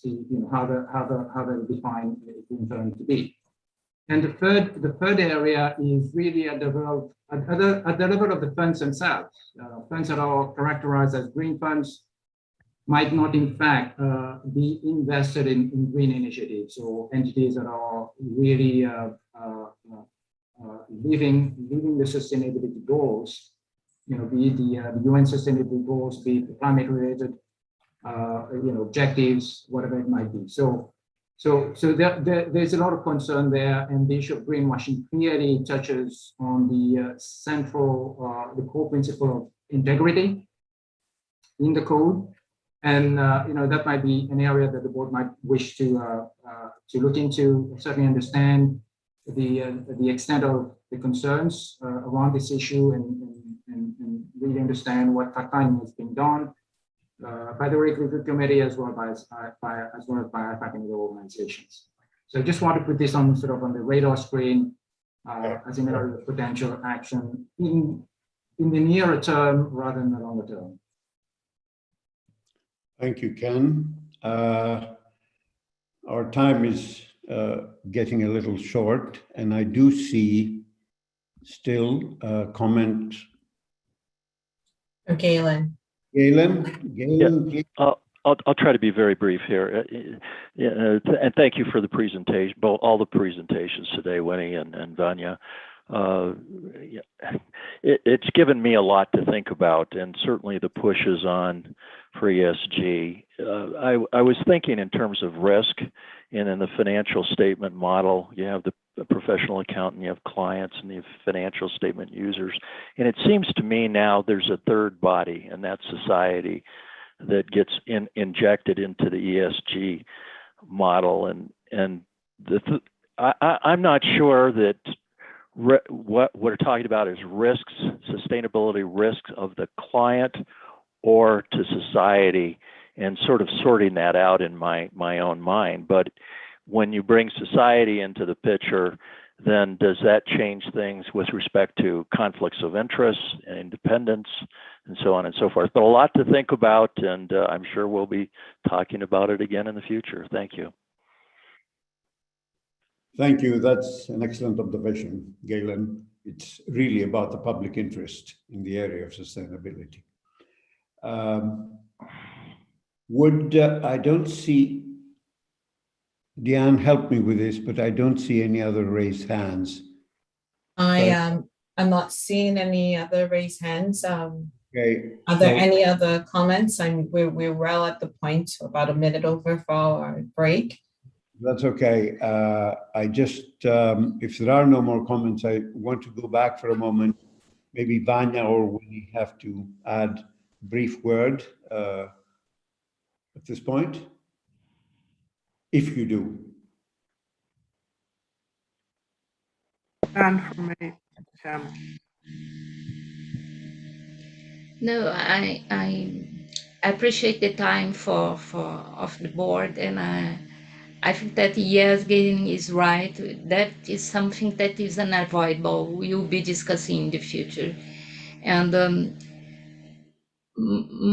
my sense is that we should not delay in being involved with that, because IFRS Foundation will be preparing a standard for sustainability. They will start with climate, but they will then move on to other aspects. We can wait and then realize that the terminology of the aspects of the ethical code were not taken into consideration, or we can be proactive and be following what is being done before it become a global regulation for us to follow. So yeah, that's my sense. Thank you. Can I just ask a question for clarification, just to better understand what Vanya has said? Vanya, is your suggestion that we not wait to highlight the relevant aspects of the code, or? Yeah. Okay, I just wanted to confirm. Yeah, IFRS Foundation has decided, with the support of Ifac and Eioc, not to start from point zero, but make use of what is already there in order to start preparing a standard for sustainability reporting. Why not to put the code as well for them to appreciate and to take into reference upfront? Thank you. Thank you. Winnie, any last comment from you? Stavros, I guess as the EIOC, we can't decide definitively on the way forward. I think it will be for the board to determine how to take this matter forward, whether to establish a working group or to require the EIOC to come back. But I think we have made the point clear that the board needs to take some action. The EIOC comes every 6 months, and perhaps that might not be ideal. Thank you. Thank you, Winnie. The message is very clear that we have to move in this direction. And this is a very timely discussion because we had been planning to start thinking about our SWP already at the end of this year. So what I would suggest is that we take this into the planning committee, because there are resource issues clearly and decisions that have to be made, and we will come back to the board with ideas and proposals and recommendations. So thank you all, thank you both very much. I don't know if Robert wants to intervene briefly at this point. Robert? Do I have time, Stavros, or would it be preferable? I'd be quite happy to wait until the end of the session and comment on both the topics, if that would be easier, but I could have a quick word now. You can do it in 3 minutes. That's fine. Okay, well, let's talk about this now. Completely endorse what has been said and what Galen has said as well. It's great to be on the bow wave rather than behind it. And I'm sure the PIOB will be very supportive of continuation of the work in this area. And just one thought, Winnie, in addition to what you just said in Stavros's response, there is the public interest framework sitting there and ready to be used. As I read the framework, it has been designed with some reference to non-financial reporting and assurance. So it may be just worthwhile encouraging the committee to have a look at the framework and when translating some of the ethical issues that have been rightly identified today into some action points. That's all I'd like to say at this stage. Thank you, but very encouraging of continuing the work. Thank you very much, Robert. And indeed, the public interest framework does have an accommodation for this type of work. Thank you indeed. Well, we have completed our discussion on this, and I again want to thank our 2 members for the presentation and the EIOC. I would like to take a break now. The break should be for 10 minutes so that we can make up a little bit of the time lost. So it's going to be, we'll come back on the hour. So, okay. That's technically an 8-minute break, but yes, that was 7 p.m. Eastern. Yeah, we'll come back. And when we come back, we're going to go to Brian with the technology working group work. Thank you. 10 minutes. See you soon. And this is the second part of the session. Technology working group. Brian, it's yours. That's perfect. Thank you very much, Stavros. And good day again, everyone. So just as a reminder, our working group consists of myself, Vanya Borgerth, David Clark, and Sandeep Takwani. Joanna Field is our IASB correspondent member. And then we're also continued to be well supported by Cam Leung, with oversight as well from Deanne Jules. And thanks today to Diane, I guess, right, for managing the slide deck for me today. So let's jump in. If I can flip to the next slide, please. Great. So we're starting our session today with a presentation on cybersecurity with a focus on some of the ethical implications for PAs. After our presentation, I'll give you a brief update on our recent activities over the last quarter, which has been a very busy one for us, as you will have seen from our report in Agenda Paper 6. And then I'll also be looking for your views on our proposed way forward, which I'll also provide a bit of an update on. All right, next slide, please. Okay, so with that, let me welcome our presenter for today. Dr. Thomas Calderon is a professor of accounting at the University of Akron, and he researches several technology-related areas, including things like blockchain and cybersecurity, often through that lens that we're most interested in, which is professional ethics.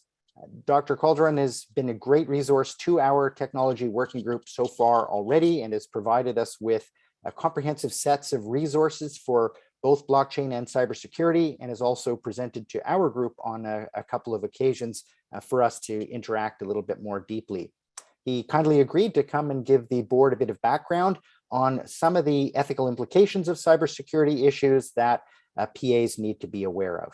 And so, welcome, Thomas, and thanks so much for joining us today. I will pass it over to you, and I think there's a slide deck change that will happen.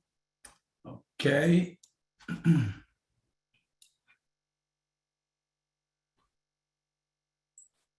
Is the slide deck going to be managed by us, or Thomas, will you share your screen? I will share my slides. Terrific, thank you.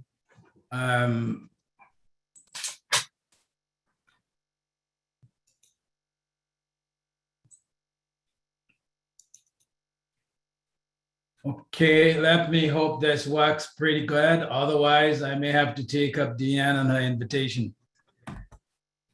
One of the things I usually do is try to make sure that everyone is hearing me, because although I love technology and technology is great, sometimes it doesn't work. So just, I would say, give me a nod if you can hear me. Okay, that's good. And then secondly, if you can see my slides, again, give me a nod. We can see your slides, Thomas, but I wonder if you could put it in the presentation view. It's a bit I will small. put it in the presentation view right now. Thank you.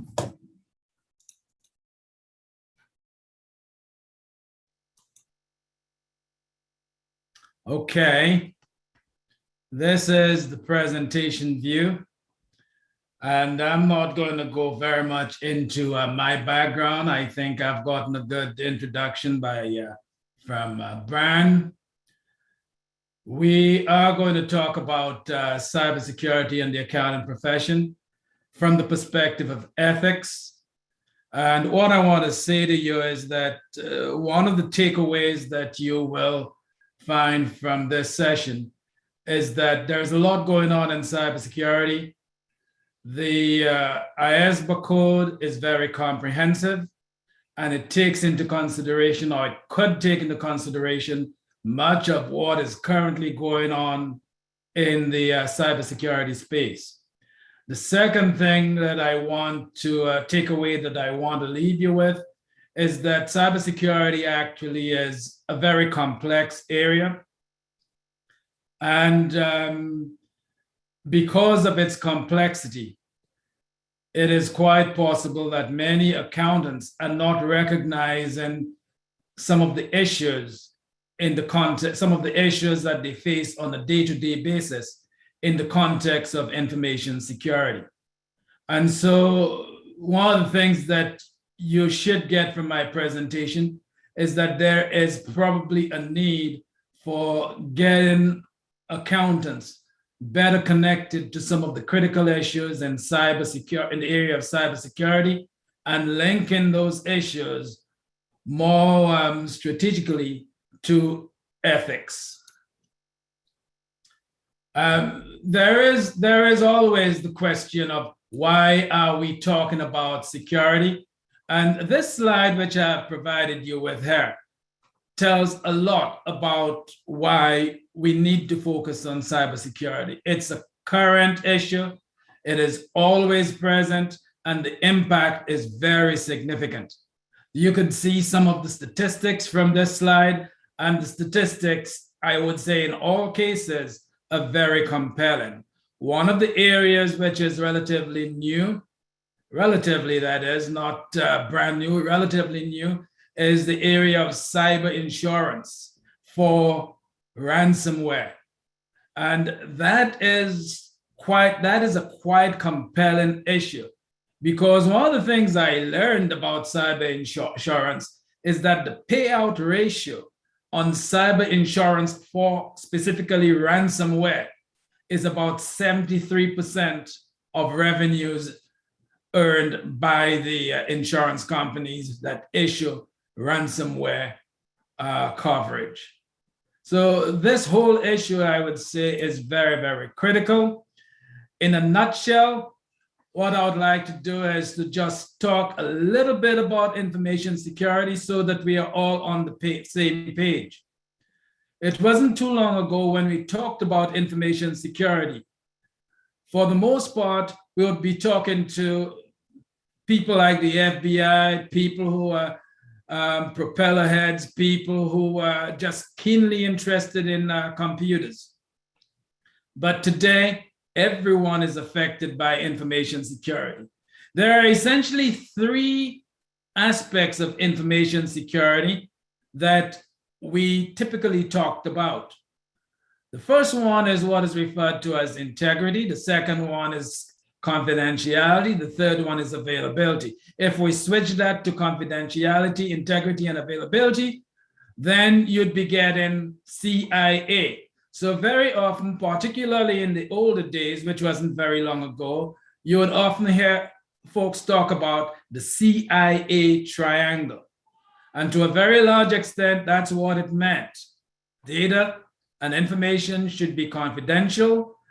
Data and information should have high integrity, meaning that nobody without proper authorization should be able to access the data and change the data. And then availability. Data and your information system should be available when needed.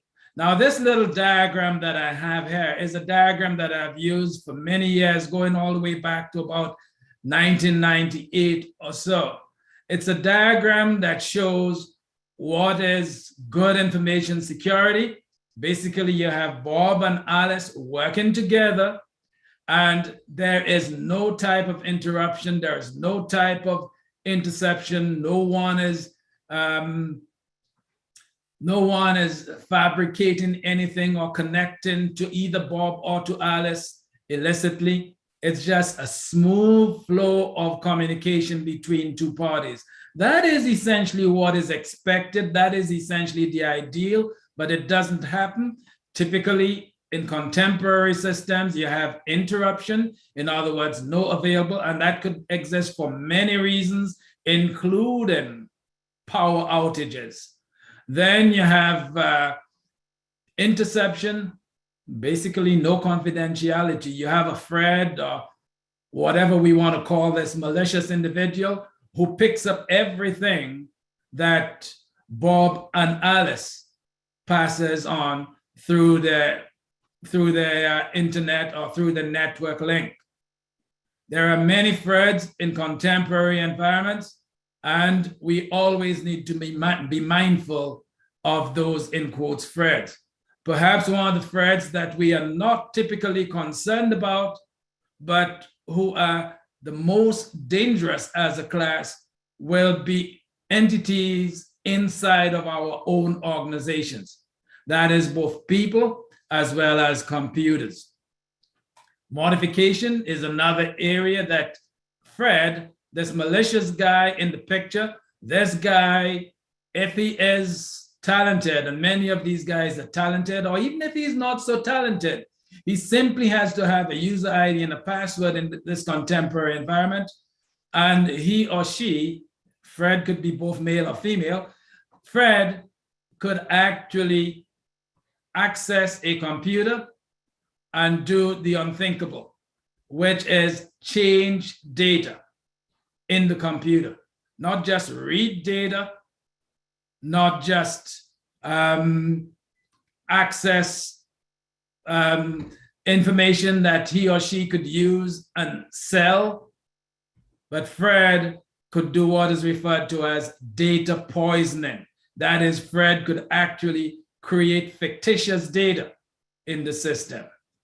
Now, Fred could also fabricate, okay?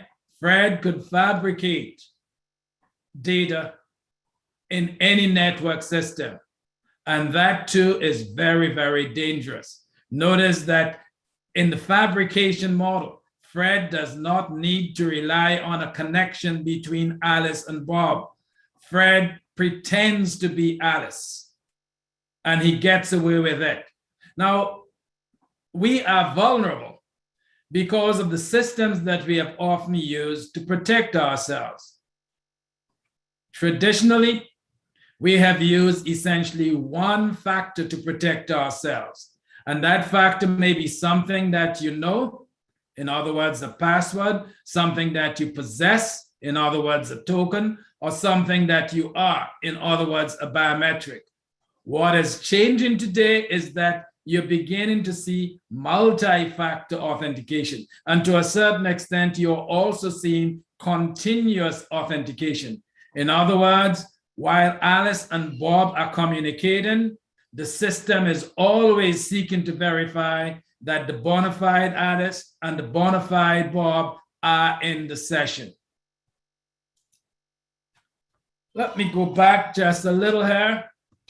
As I said, there are many critical things going on. And this slide, to a very large extent, summarizes what has been going on in the cybersecurity space.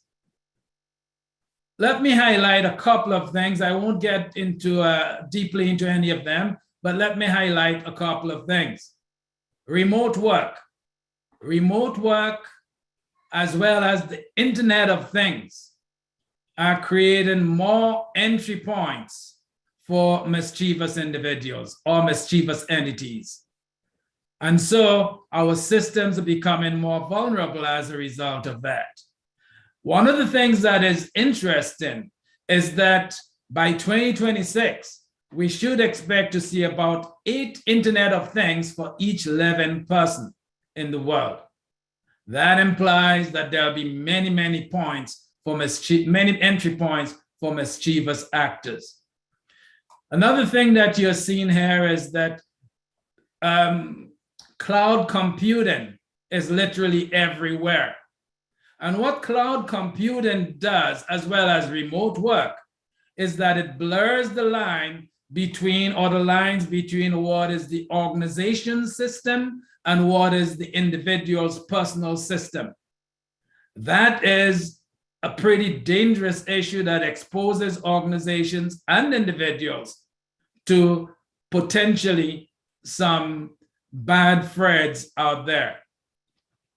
Now, I should tell you that there are some good things happening. So for example, multi-factor authentication, that is a good thing.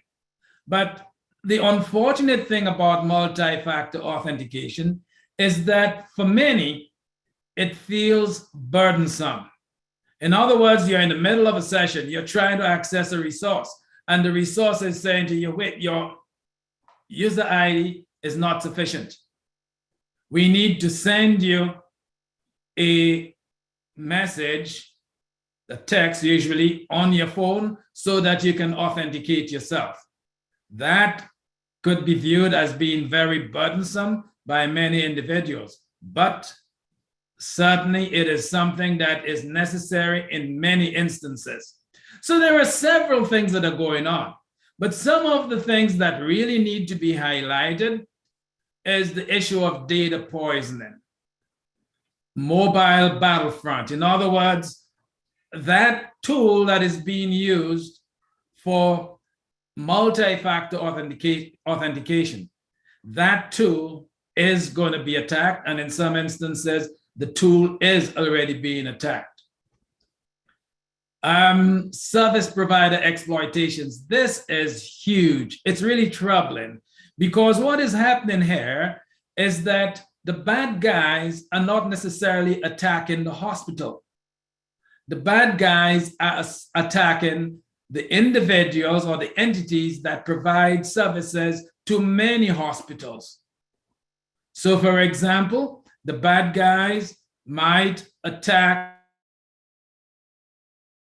services that are used by several hospitals.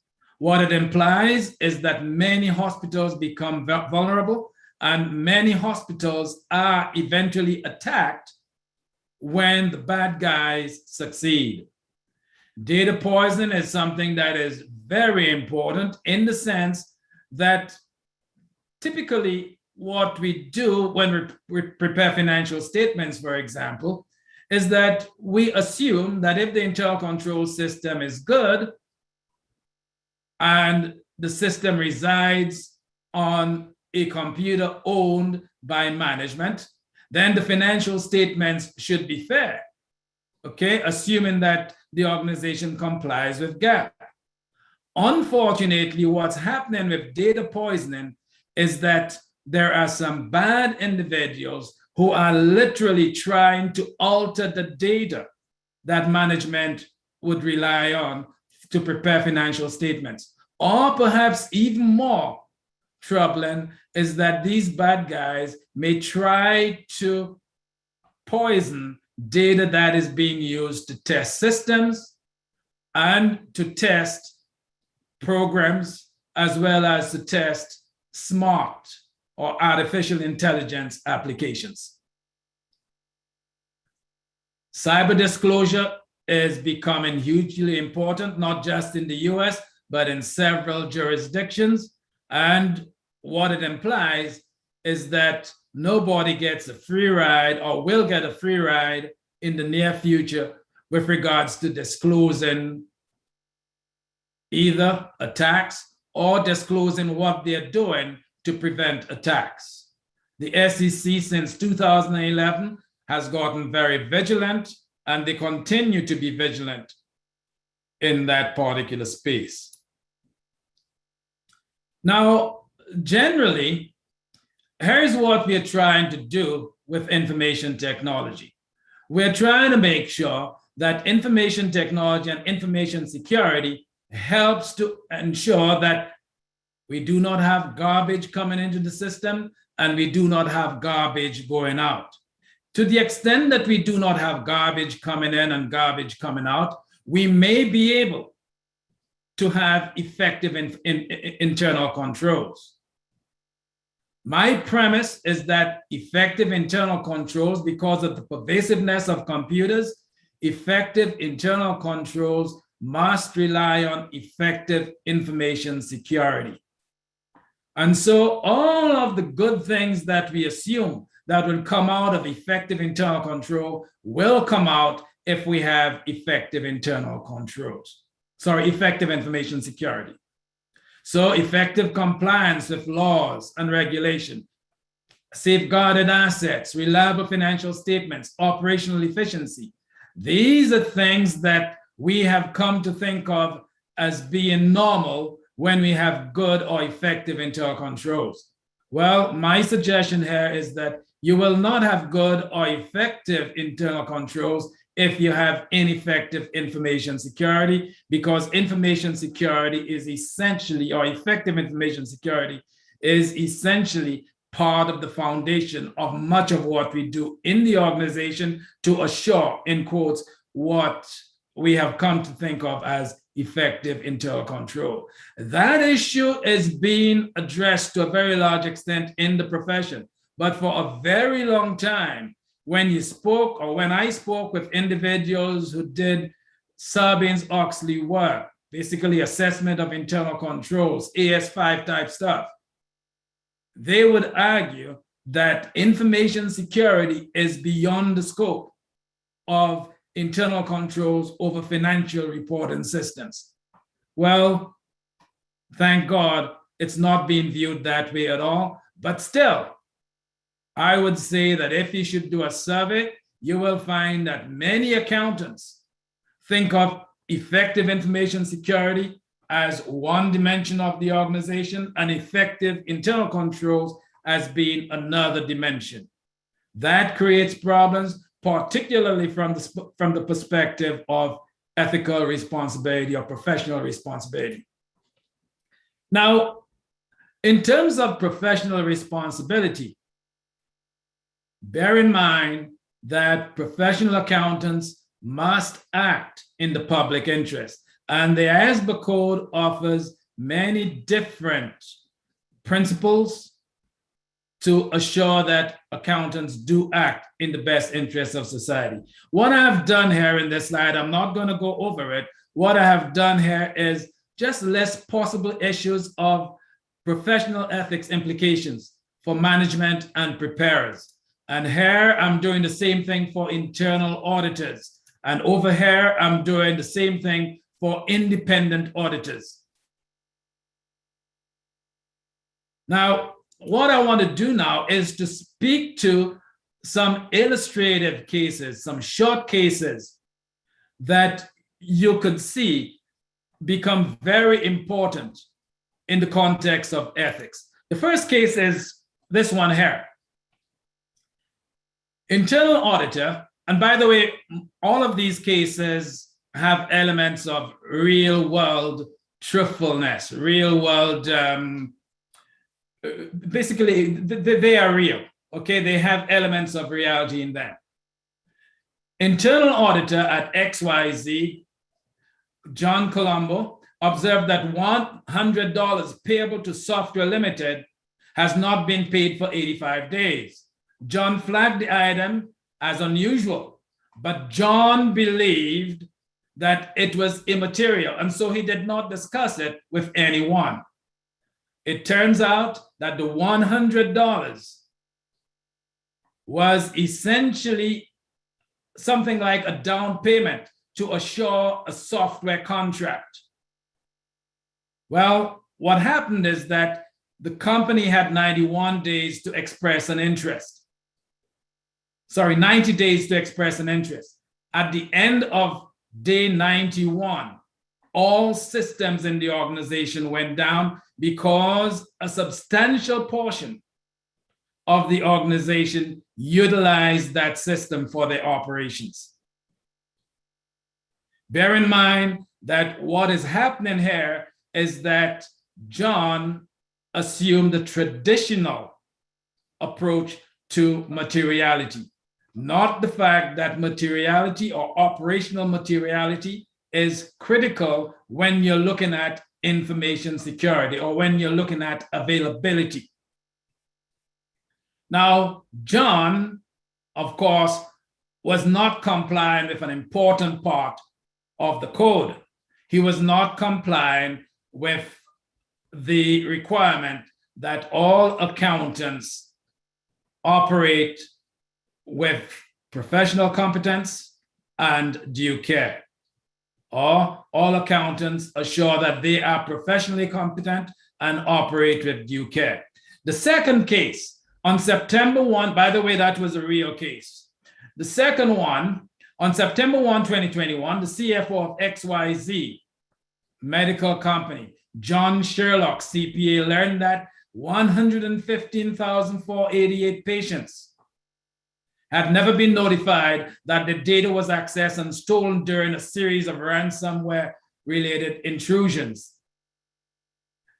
at one of its third-party vendors. In other words, a provider, cloud giant. The cloud giant incident occurred about a year ago, and all users of cloud giant services, including XYZ, were notified on February 1, 2021, 6 months after the incident.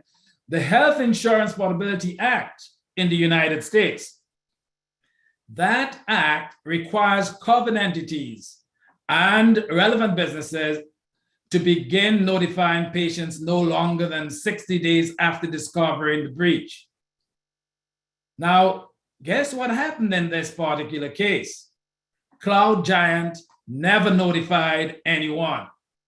Now, think of an accountant operating in this environment, and the accountant, the CFO in this case, learning about this issue. What should the accountant do? Who should the accountant speak to? Who should the accountant disclose this issue to? This brings up huge issues related to confidentiality and related to professional behavior. The code does make a point of speaking to issues such as these, but not directly. Here is an issue related to confidentiality again, but it spans much more than confidentiality. It spans integrity as well.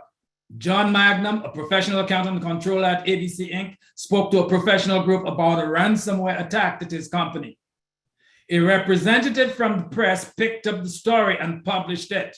It turns out that the attackers had shut down the entire financial reporting system around the time that the company was about to prepare its financial statements to file with the regulators. Well, John Magnum, being the controller, he had the budget, he paid the ransomware, which was only $20,000, an immaterial amount, which would be covered by the company's insurance policy. The issue here is that John Magnum and the CFO never spoke to management about it, never brought it to the board, and they had no evidence that the scope of this particular incident spanned just the financial system.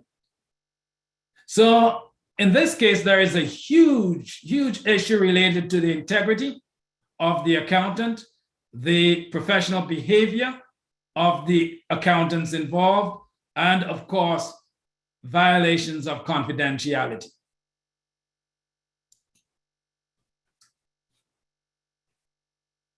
This is a series of threats to compliance with the codes that this case brings out. Jenny Local, chartered accountant, is one of a small number of accountant professionals in her community. She's highly respected, and the firm advises two of the largest businesses in her community on matters related to cybersecurity. She also serves as the auditor. She has recommended various strategies for protecting the information systems of both companies, and while she did not do any of the implementation, her staff, who are never involved in any auditing work, supervise various implementation projects, including security and control. Well, this case brings up several threats to compliance with the fundamental principles. It brings up issues such as the self-interest threat, the self-review threat, the advocacy threat, familiarity, intimidation. And of course, it is something that will come up if we should talk about independence, both in appearance and in mind. So in general, there are many information security issues that accountants should be familiar with. In many instances, I would suspect that accountants do not necessarily think of those issues from the standpoint of ethics. And in many instances, I would suspect that the accountants do not necessarily think of those things from the standpoint of, let's say, the CIA triangle. And so what I would propose here is perhaps a series of trading activity for accountants so that they could link those things together. One, cybersecurity, and issues such as integrity, objectivity, professional competence and due care, confidentiality, professional behavior, and certainly independence. That's it. Any questions?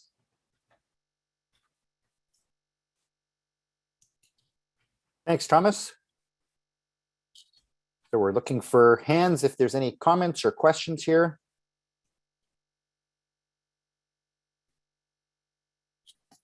Generally, what I say when I get no questions from my students is that everyone was perfectly happy or everyone was totally confused, and I'm never sure which one it is.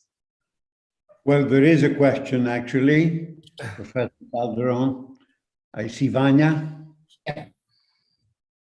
Thank you, Professor. It's not exactly a question, but a comment that anytime you present Bob and Alice and Fred, it's squaring. Yeah, it is very important for us to be aware of the advances that technology can bring, but also the risks that are involved in there. Thank you for that comment. Thomas, maybe I'll just offer a couple of very quick comments as well. First, and just in reference to similar to what Vanya was pointing out with the Bob, Alice, Fred example, increasingly what we're seeing, of course, is that Fred is not an individual, but rather is a machine. And often now a very sophisticated machine, particularly with high value targets. And attackers using much more sophisticated methodologies and again, and equipment and software and so on to launch their attacks. So just sort of pointing that out, that we also need to be thinking about that. It's not an individual necessarily in the basement. It is and we're seeing this again with high value targets, organized crime, state actors, larger sort of crime groups, things of that nature, who are very well resourced. So the threats are much more serious now. The other thing I wanted to mention was around the payment of ransomware. Certainly you brought up some integrity issues and so on. I'd also raise the issue of the public interest debate that happens now around ransomware and the payment of ransomware, whether that's insured or not. The payments incentivizing attackers to continue to make such attacks. And again, that's something that I think needs to be part of the discussion that PAs are having when they're faced with ransomware attacks within organizations and they're preparing to write checks, if you will, usually EFT using cryptocurrencies and things of that sort. But that becomes part of the decision-making process, which is, that's a much more complex issue, I think. When we get into that. Yeah, that is a huge issue. And interestingly, AXA Insurance, French big insurance company, they were the first to say, wait a second, we are no longer going to pay ransomware. One of the ransomware folks, he essentially says that he loves companies that have ransomware insurance, because they are the juiciest morsels. So in essence, you are targeted, or entities are targeted when they have ransomware insurance.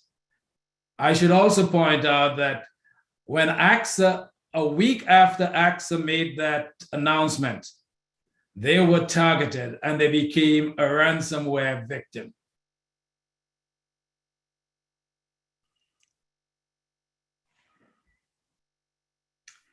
Did they pay?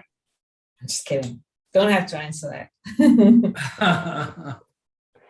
That was a massive attack as well, incidentally. But that's right. Any other questions? I'm not seeing any hands raised. It could be it's late in the day for about half of our members and meeting participants, or it could be that we're ready to move on. Well, thank you for the opportunity. I appreciate it. And if there is any need for further discussion, I'd be happy to participate. Great. Well, thanks again, Thomas. That was most appreciated. Thanks for your time.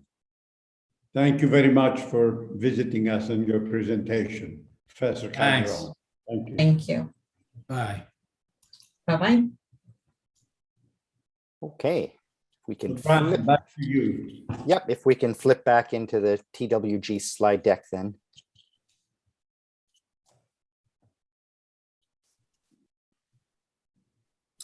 Excellent. Okay, great.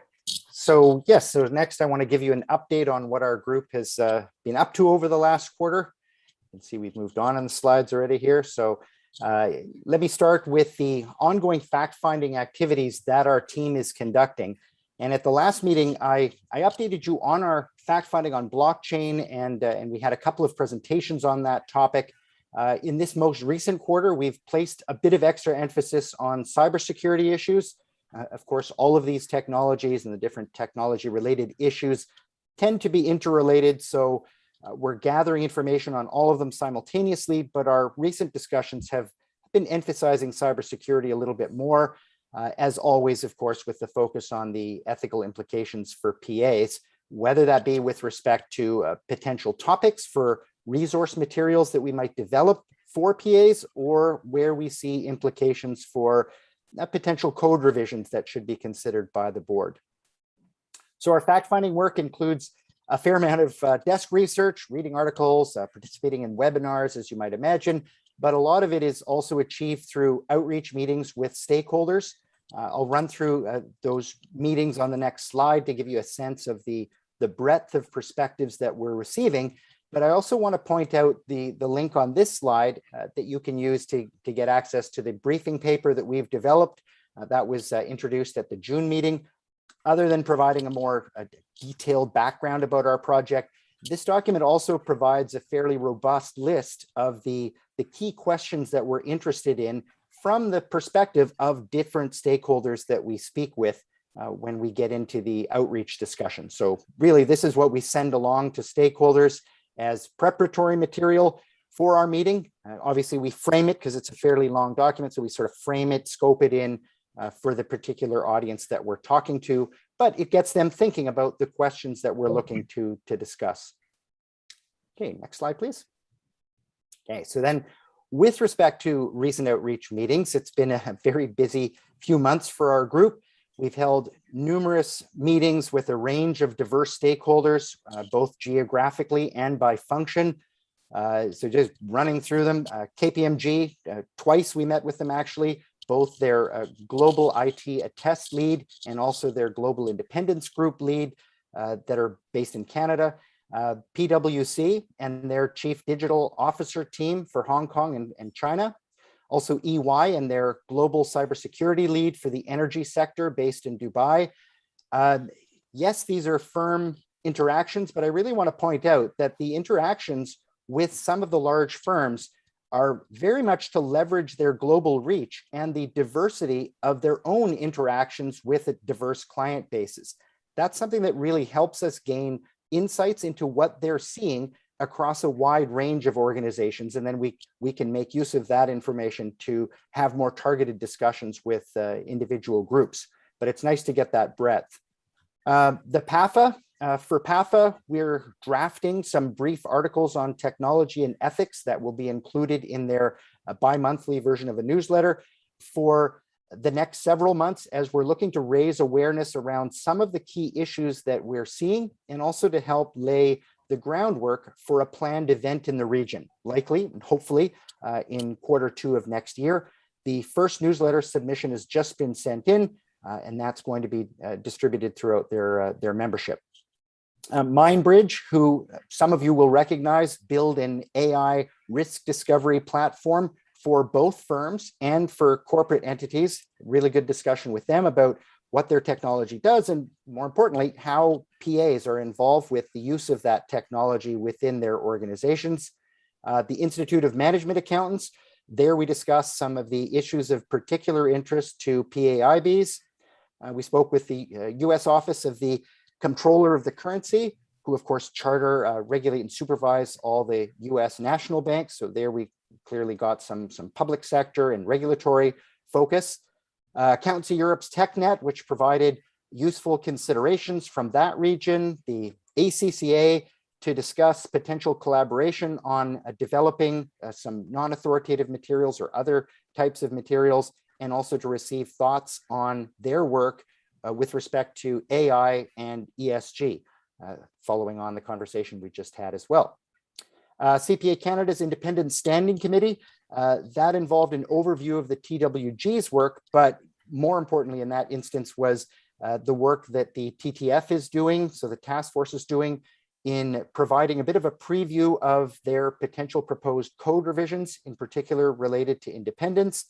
And then separately, two of us were also interviewed for a CPA Canada podcast that's airing later this month on the topic of the future of the profession, with specific reference to ethics implications of technology and change. And obviously we drew back there to the IESBA's work in a number of different projects. And then finally, as I mentioned obviously earlier, meeting with Professor Calderon, who provided us with some valuable research summaries on both blockchain and cybersecurity. Okay, next slide, please. Okay, I just wanted to spend just a couple of minutes on two recent events that we were involved in.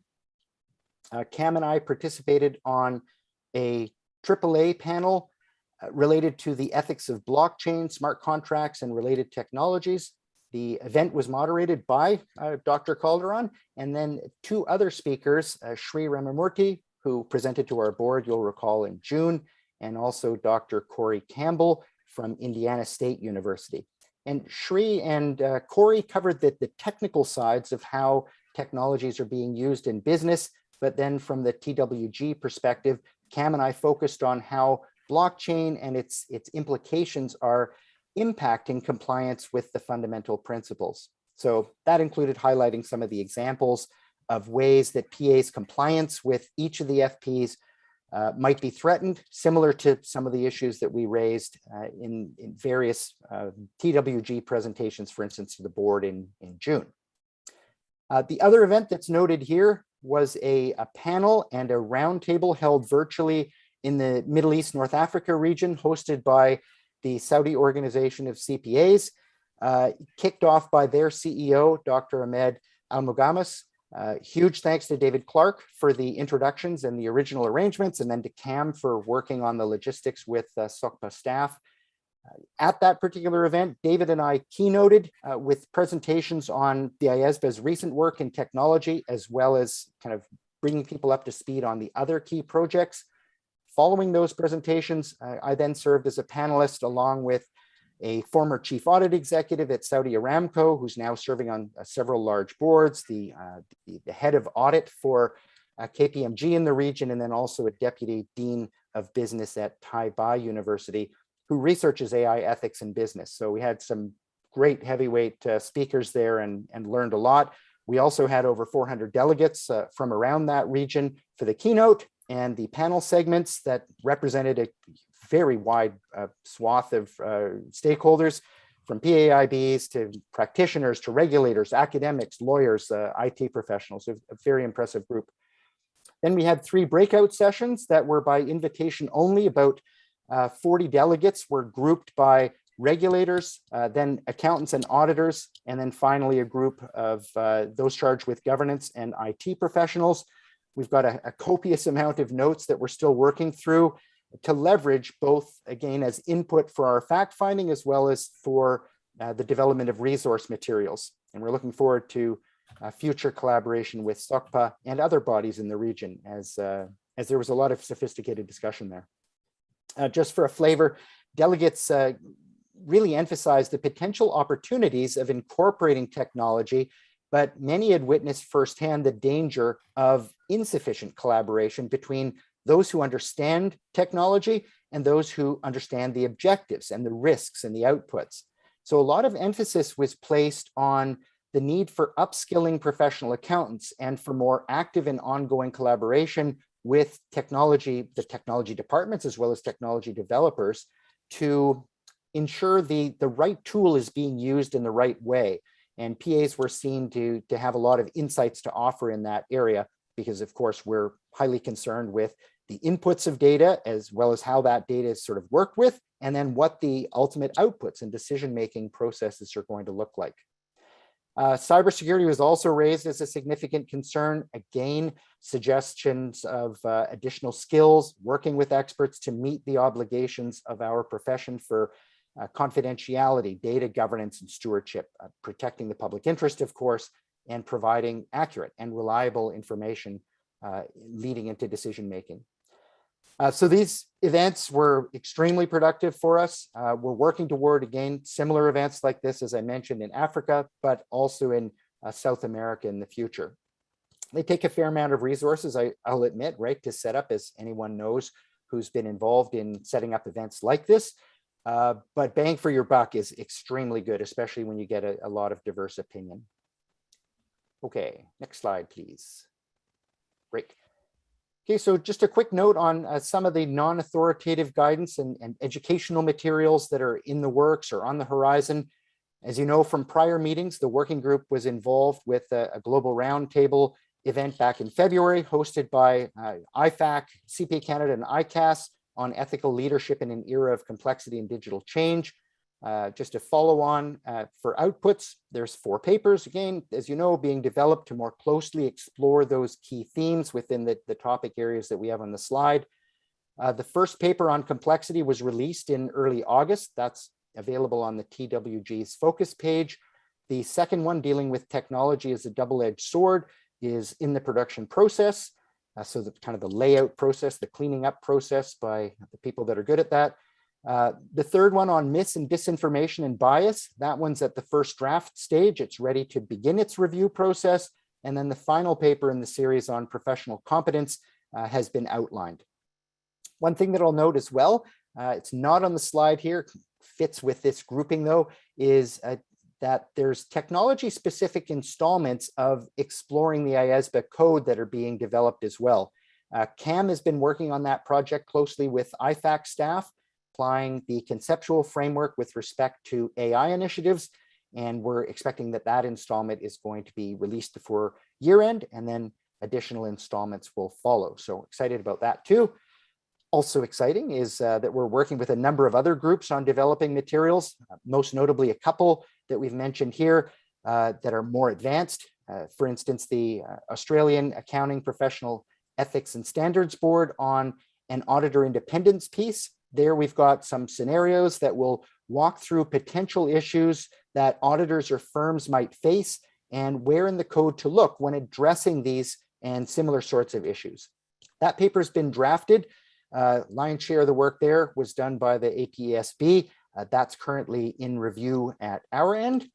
And then we're collaborating with the Japanese Institute of CPAs on follow-on ethical leadership pieces, where the JICPA is really looking to extend some of that joint ethical leadership series of papers by working up a selection also of sample scenarios where professional accountants face ethics issues related to technology development, implementation, or use, both in PAIB and PAPP context. So this is already extending some of the previous work that has been done, which is great because it's sort of building on that and becoming more specific. Here we're at the outline and initial drafting stage, and we're meeting with them on a regular basis, which is great. That's moving along very well. Again, all of these resources will be or are available on the IESBA Tech Focus page, and you can see the link to that on the bottom of the slide here. Okay, next slide. Okay, and then finally, I just wanted to speak a little bit about the TWG's proposed way forward. For that, I just want to set the stage a little bit here with respect to one of the items in our plan.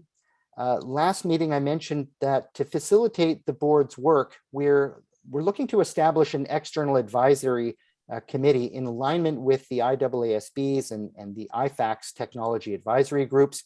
And this idea originated out of that discussion that we had with our National Standard Setters Liaison Group, where some members expressed interest to us in forming or being involved in an advisory group of that nature. You'll recall we mentioned that at the June meeting, the board expressed broad support for that idea conceptually moving forward. I'll return to that idea in a minute, but I just wanted to give you a bit more context, specifically in terms of how our approach fits with the IAASB's approach. At the June meeting, you'll recall one of the speakers we heard from during our session was Brett James, the IAASB's Deputy Director, with respect to their TWG and the approach that they're taking. So we're broadly aligned with the IAASB's approach, although the key difference is that the IAASB doesn't have a specific technology project to develop tech-related changes to the ISAs or other standards at this time, but instead, other projects that they have that are thinking about technology will address technology as necessary and kind of tie back to their working group and to bounce ideas off that working group as necessary and as relevant within the scope of those individual projects. So slight difference in approach there, but fundamentally the structure is actually very similar to what we're doing. Next slide then. Okay, and then Brett also explained that the IAASB is looking at technology on two of these tracks, the sort of the here and now, and then the disruptive technologies. And these are the same context that our technology working group is looking at, and the new advisory group would then also be able to help us out with, particularly, of course, around the forward-looking aspects. So overall, we're very comfortable that our plan is consistent with that of the IAASB, and we'll be able to continue coordinating with them going forward. All right, next slide. Okay, then so with that in mind, we're continuing to pursue this idea of establishing an external advisory committee. We expect that this standing committee will be a source of information for both the technology initiative and for the IESBA more broadly, and also provide resources for the review, the development, the awareness raising of future materials that we're looking to develop. To get the right diversity of perspectives, we'll want to include not only NSS members. Of course, we had folks that put their hand up and were advocating for this and wanted to be a part of it. So of course, we'll be looking to invite them, but also to other stakeholders, including technology developers. So the folks that are making this sort of thing happen. And then we should be thinking about others as well. Keeping in mind, though, the balance of not having too many people. If you have too many people, then you end up having people that, a lot of folks that just aren't speaking because there's not enough time, or they think their point has already been made and so on. So it's always a bit of a balance to get the right number of individuals. It's more about, in fact, the right individuals rather than having a large number of individuals. Okay, so then backing up to the first column here, as indicated in our cover note, we're proposing to continue our fact-finding and non-authoritative resource development work beyond year end, which will also allow for completing a full year's worth of work. We only started our work after the March meeting. That's also going to provide some additional time to synthesize, analyze, and report on the insights that we've gained. We intend to issue a report in September of 2022 that will summarize our findings to that point from all activities. Obviously, between now and then, we're still going to be reporting, providing updates, and so on. We're contemplating a way of having sort of a midterm report, if you will, that goes in to stakeholder, or goes out, I guess, to stakeholders as well, because September 2022 is a year from now, and obviously that's a fair amount of time. That overall timeline, though, is also going to help us to incorporate any relevant information that's related to the IESBA's decisions regarding the technology exposure draft and the key messages that will come out in the explanatory memorandum. All right, next slide, please. All right, so that is it for our update. Happy to take questions, comments, feedback, whatever folks have to say at this stage. Show of virtual hands. If you have a comment or a question for Brian.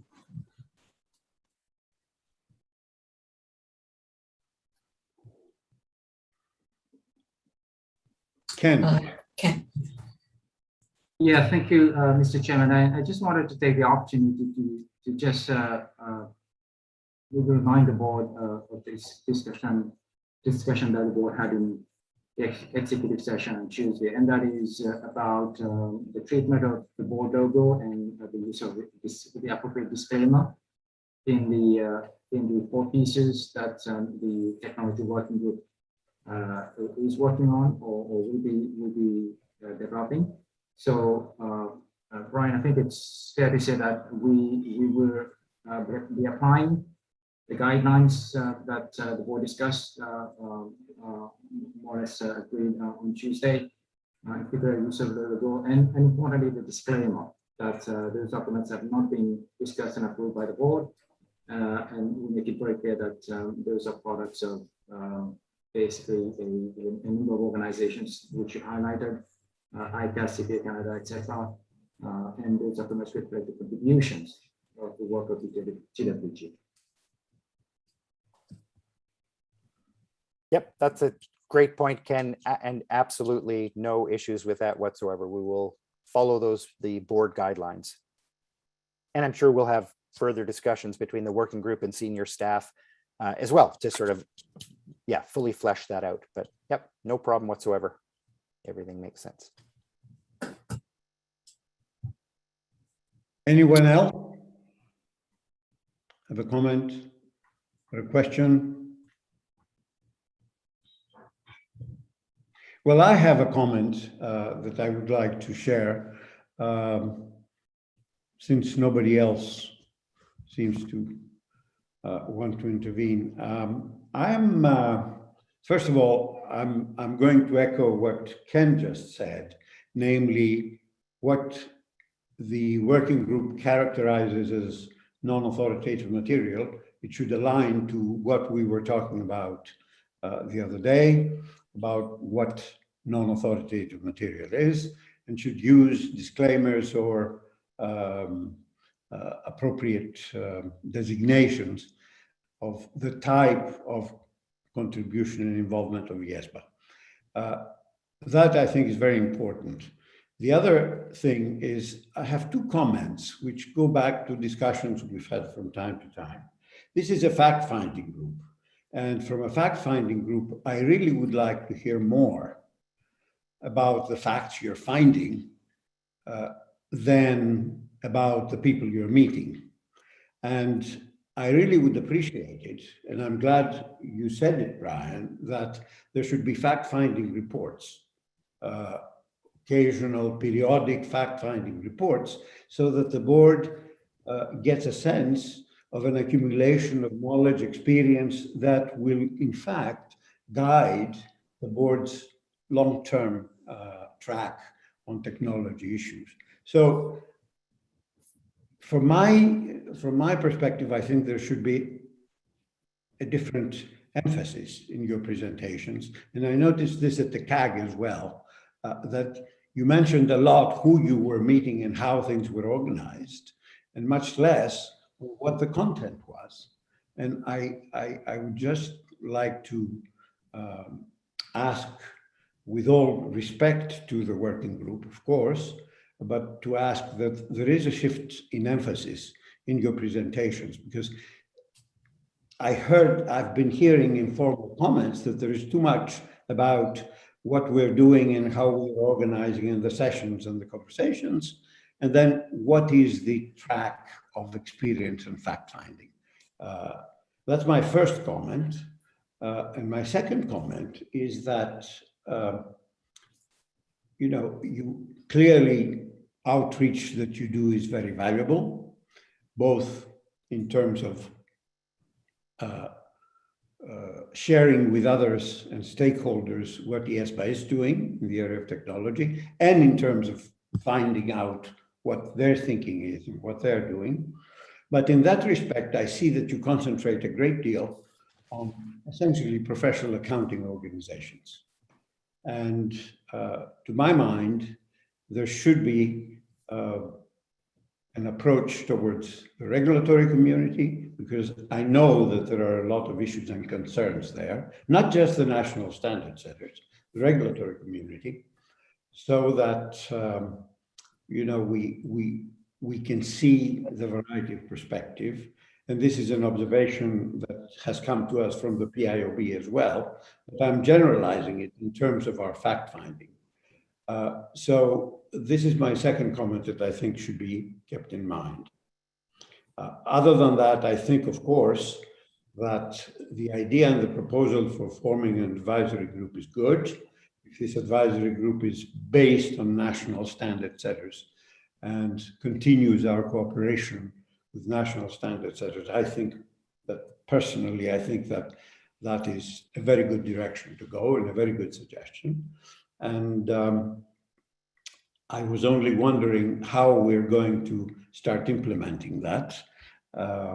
Is it something that the working group is going to make specific proposals about, or is it something that we should take to the planning committee and the board? And so who implements this and how?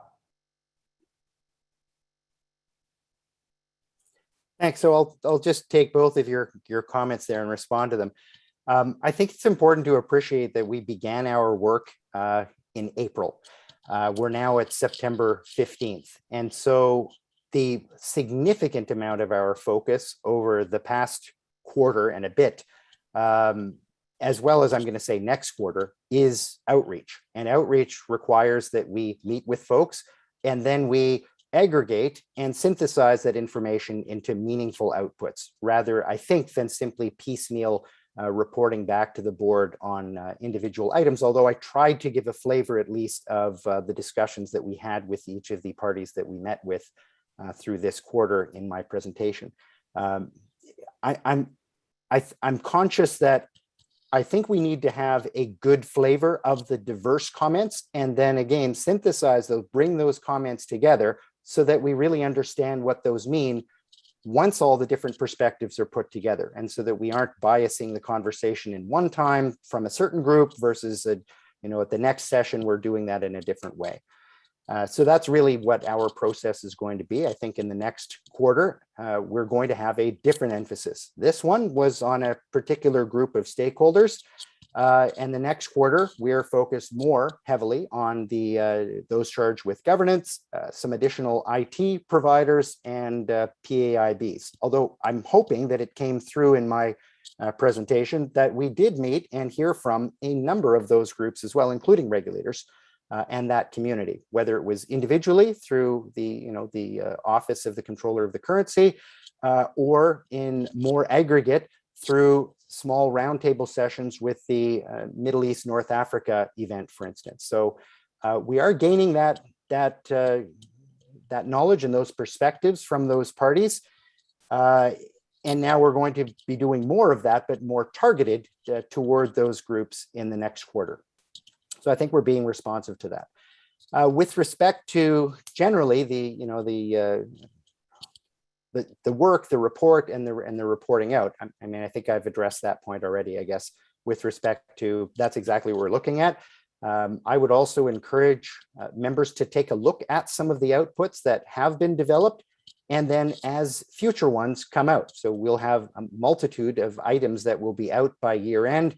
Those will contain the outputs of the fact finding. It's exactly that. That's why we're doing the outreach, to gain that information. It then forms part of the publications that are coming out with some of the other organizations or that are being developed directly by the IESBA. So I think that forms exactly those elements. Those are the outputs.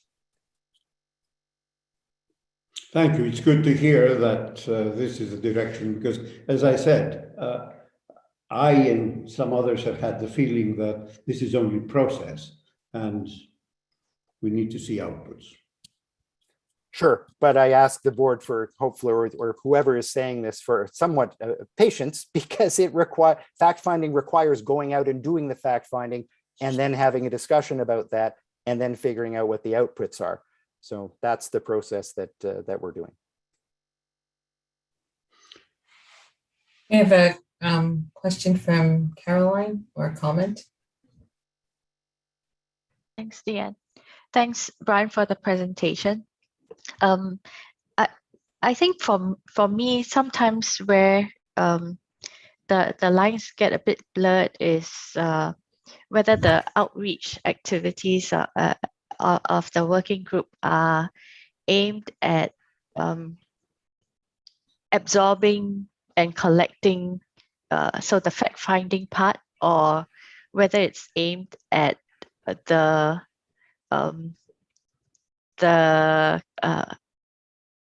other direction, that the promulgation or the explanation or putting out of guidance in relation to technology and ethics and independence. So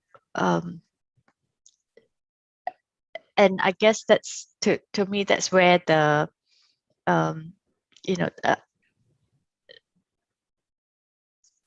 the report out to the board, I think might need to be a bit more succinct. The other thing that I wonder is, because your paper talks about extension of the time for the working group, and looking at the range of subjects that we want to cover under technology, I wonder whether should we look at this as maybe an extension of the work of the EIOC, because the EIOC also would be looking at emerging issues and outreach. So is there a need to redefine or carve out part of it and put that under the responsibility of the EIOC, expanding a bit of what they're covering, and then have the working groups remit be more targeted in taking forward things that the EIOC has identified. So just some thoughts. Thank you. Yeah, thanks, Caroline. With respect to those points, so I think it's important to remember what is stated within our terms of reference, and that there are two very explicit branches that are within our remit and that we are expected to pursue. One is fact-finding, and the second is the development of, or the facilitation of the development of, non-authoritative materials of some sort, whether that be guidance or educational or awareness raising and so on. So those are the marching orders for our group. And to that end, that's really what we're doing. And I think that's coming through, at least in the report back, or I hope so. I'm not sure that characterizing what we're saying in terms of the timeline for the group should really be construed as an extension, because there was no timeline that was initially set on the duration of this working group. It was left open-ended. We're simply trying to indicate that the work will not be completed by this year end, but rather will continue into the future here. How far into the future?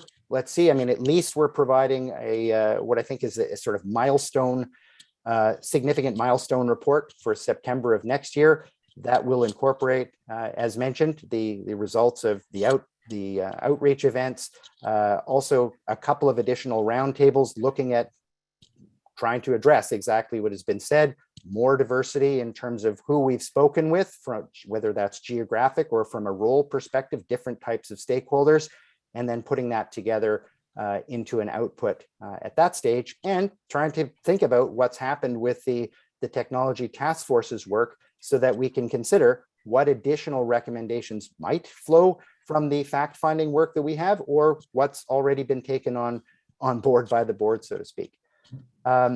With respect to what the EIOC's mandate or might be, I think that's really a matter for the planning committee to have a discussion about what those mandates could look like in the future. Our group has thrown around the idea, should some of this be an EIOC issue, or how would that work? What's the division of duties? I think that just, it bears further discussion to see where that might fall.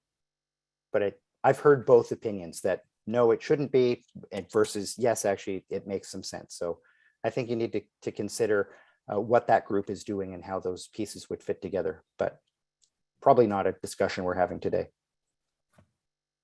No, this is definitely, I think you're right. This is definitely something that we should look at the planning committee. But of course, the EIOC, or at least the conception for the EIOC, is that the EIOC is IESBA's radar as to what is happening. It's not necessarily the same thing as a fact-finding group that has a specific goal of preparing for interventions in the code, preparing for interventions in the code.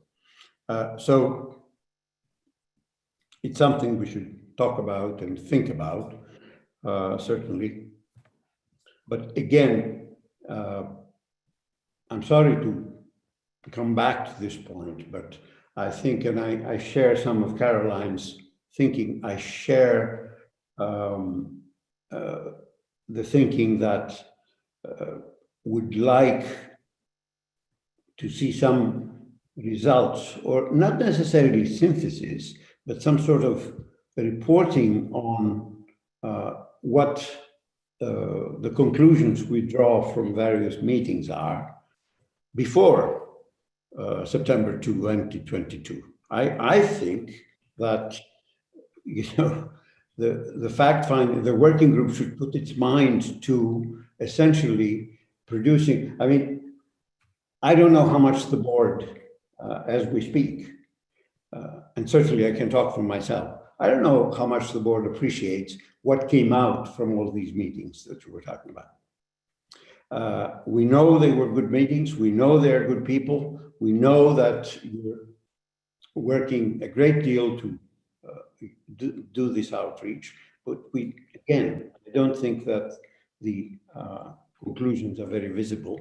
I'm not saying that you should synthesize. Yes, you need time to synthesize, but I think it's important, and please think about it, to shift the emphasis a little bit in the direction of outcomes rather than just process. Ken? Yeah, I was going to comment on this matter, Mr. Chairman, and also the point Karen has raised. But maybe on the first one, as to the deliverables from the technology working group, you know, I take Brian's point on board, which is that essentially the working group is you know, is in the thick of it, you know, just to put it quite bluntly, you know, in terms of the fact finding. And Brian, as you've explained it already, whatever the working group is gleaning from the fact finding is finding its way, is informing the development of thought pieces. And so to some extent, that is coming through that channel. But in terms of having some greater visibility as to what is coming through on the fact finding, we can take that in the planning committee and have a more granular discussion. What I could envisage is, you know, before September next year, that the working group would aim to present at least some sort of preliminary outline of, you know, or at least the main themes that it has started to sort of, you know, put together or would have identified through all the outreach that would have been completed, you know, let's say by the second quarter of next year, which you know, would be already, you know, a year's worth of fact-finding effort, so to speak. But certainly we can take that discussion in the planning committee and report back to the board. When we got to the point about the IEC and potentially enlarging the scope of the work of the IEC, I mean, I'll probably just go back to what you said, Brian, which is that the technology working group is not going to finish its work by the end of this year. It has an open mandate. There's no expiry to the working group's life that has been agreed at the board. So I would really, you know, urge the board to allow the working group to continue to deliver on its remit which is terms of reference. There's work, there's plenty of work that still lies ahead, and I think it would potentially, to say that it's not blur the line and potentially cause confusion among stakeholders if we were to, try to merge, the work that the TWG is doing with the work of the IUC. Plus, also there's a very big issue of resourcing. It is already IUC is looking very actively in the area of ESG, as we heard already earlier today. There's a massive amount of work potentially that would need to be done in that area. And to ask the IUC to take on all that TWG is doing on technology, I think that potentially could be excessive. So I would just urge the board to really be conscious of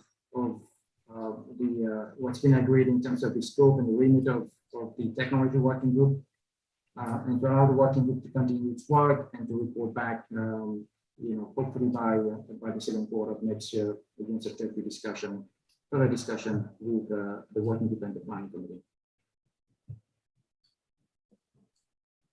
Okay, and thank you for that. I believe our time is up. If someone else has a quick comment, please make it, and then I'll go back to Brian and see if he has a final word. No hands raised. No hands raised at this time. Okay. I think we're okay to turn over to Brian at this stage because nobody has any more comments or questions. Okay, Brian.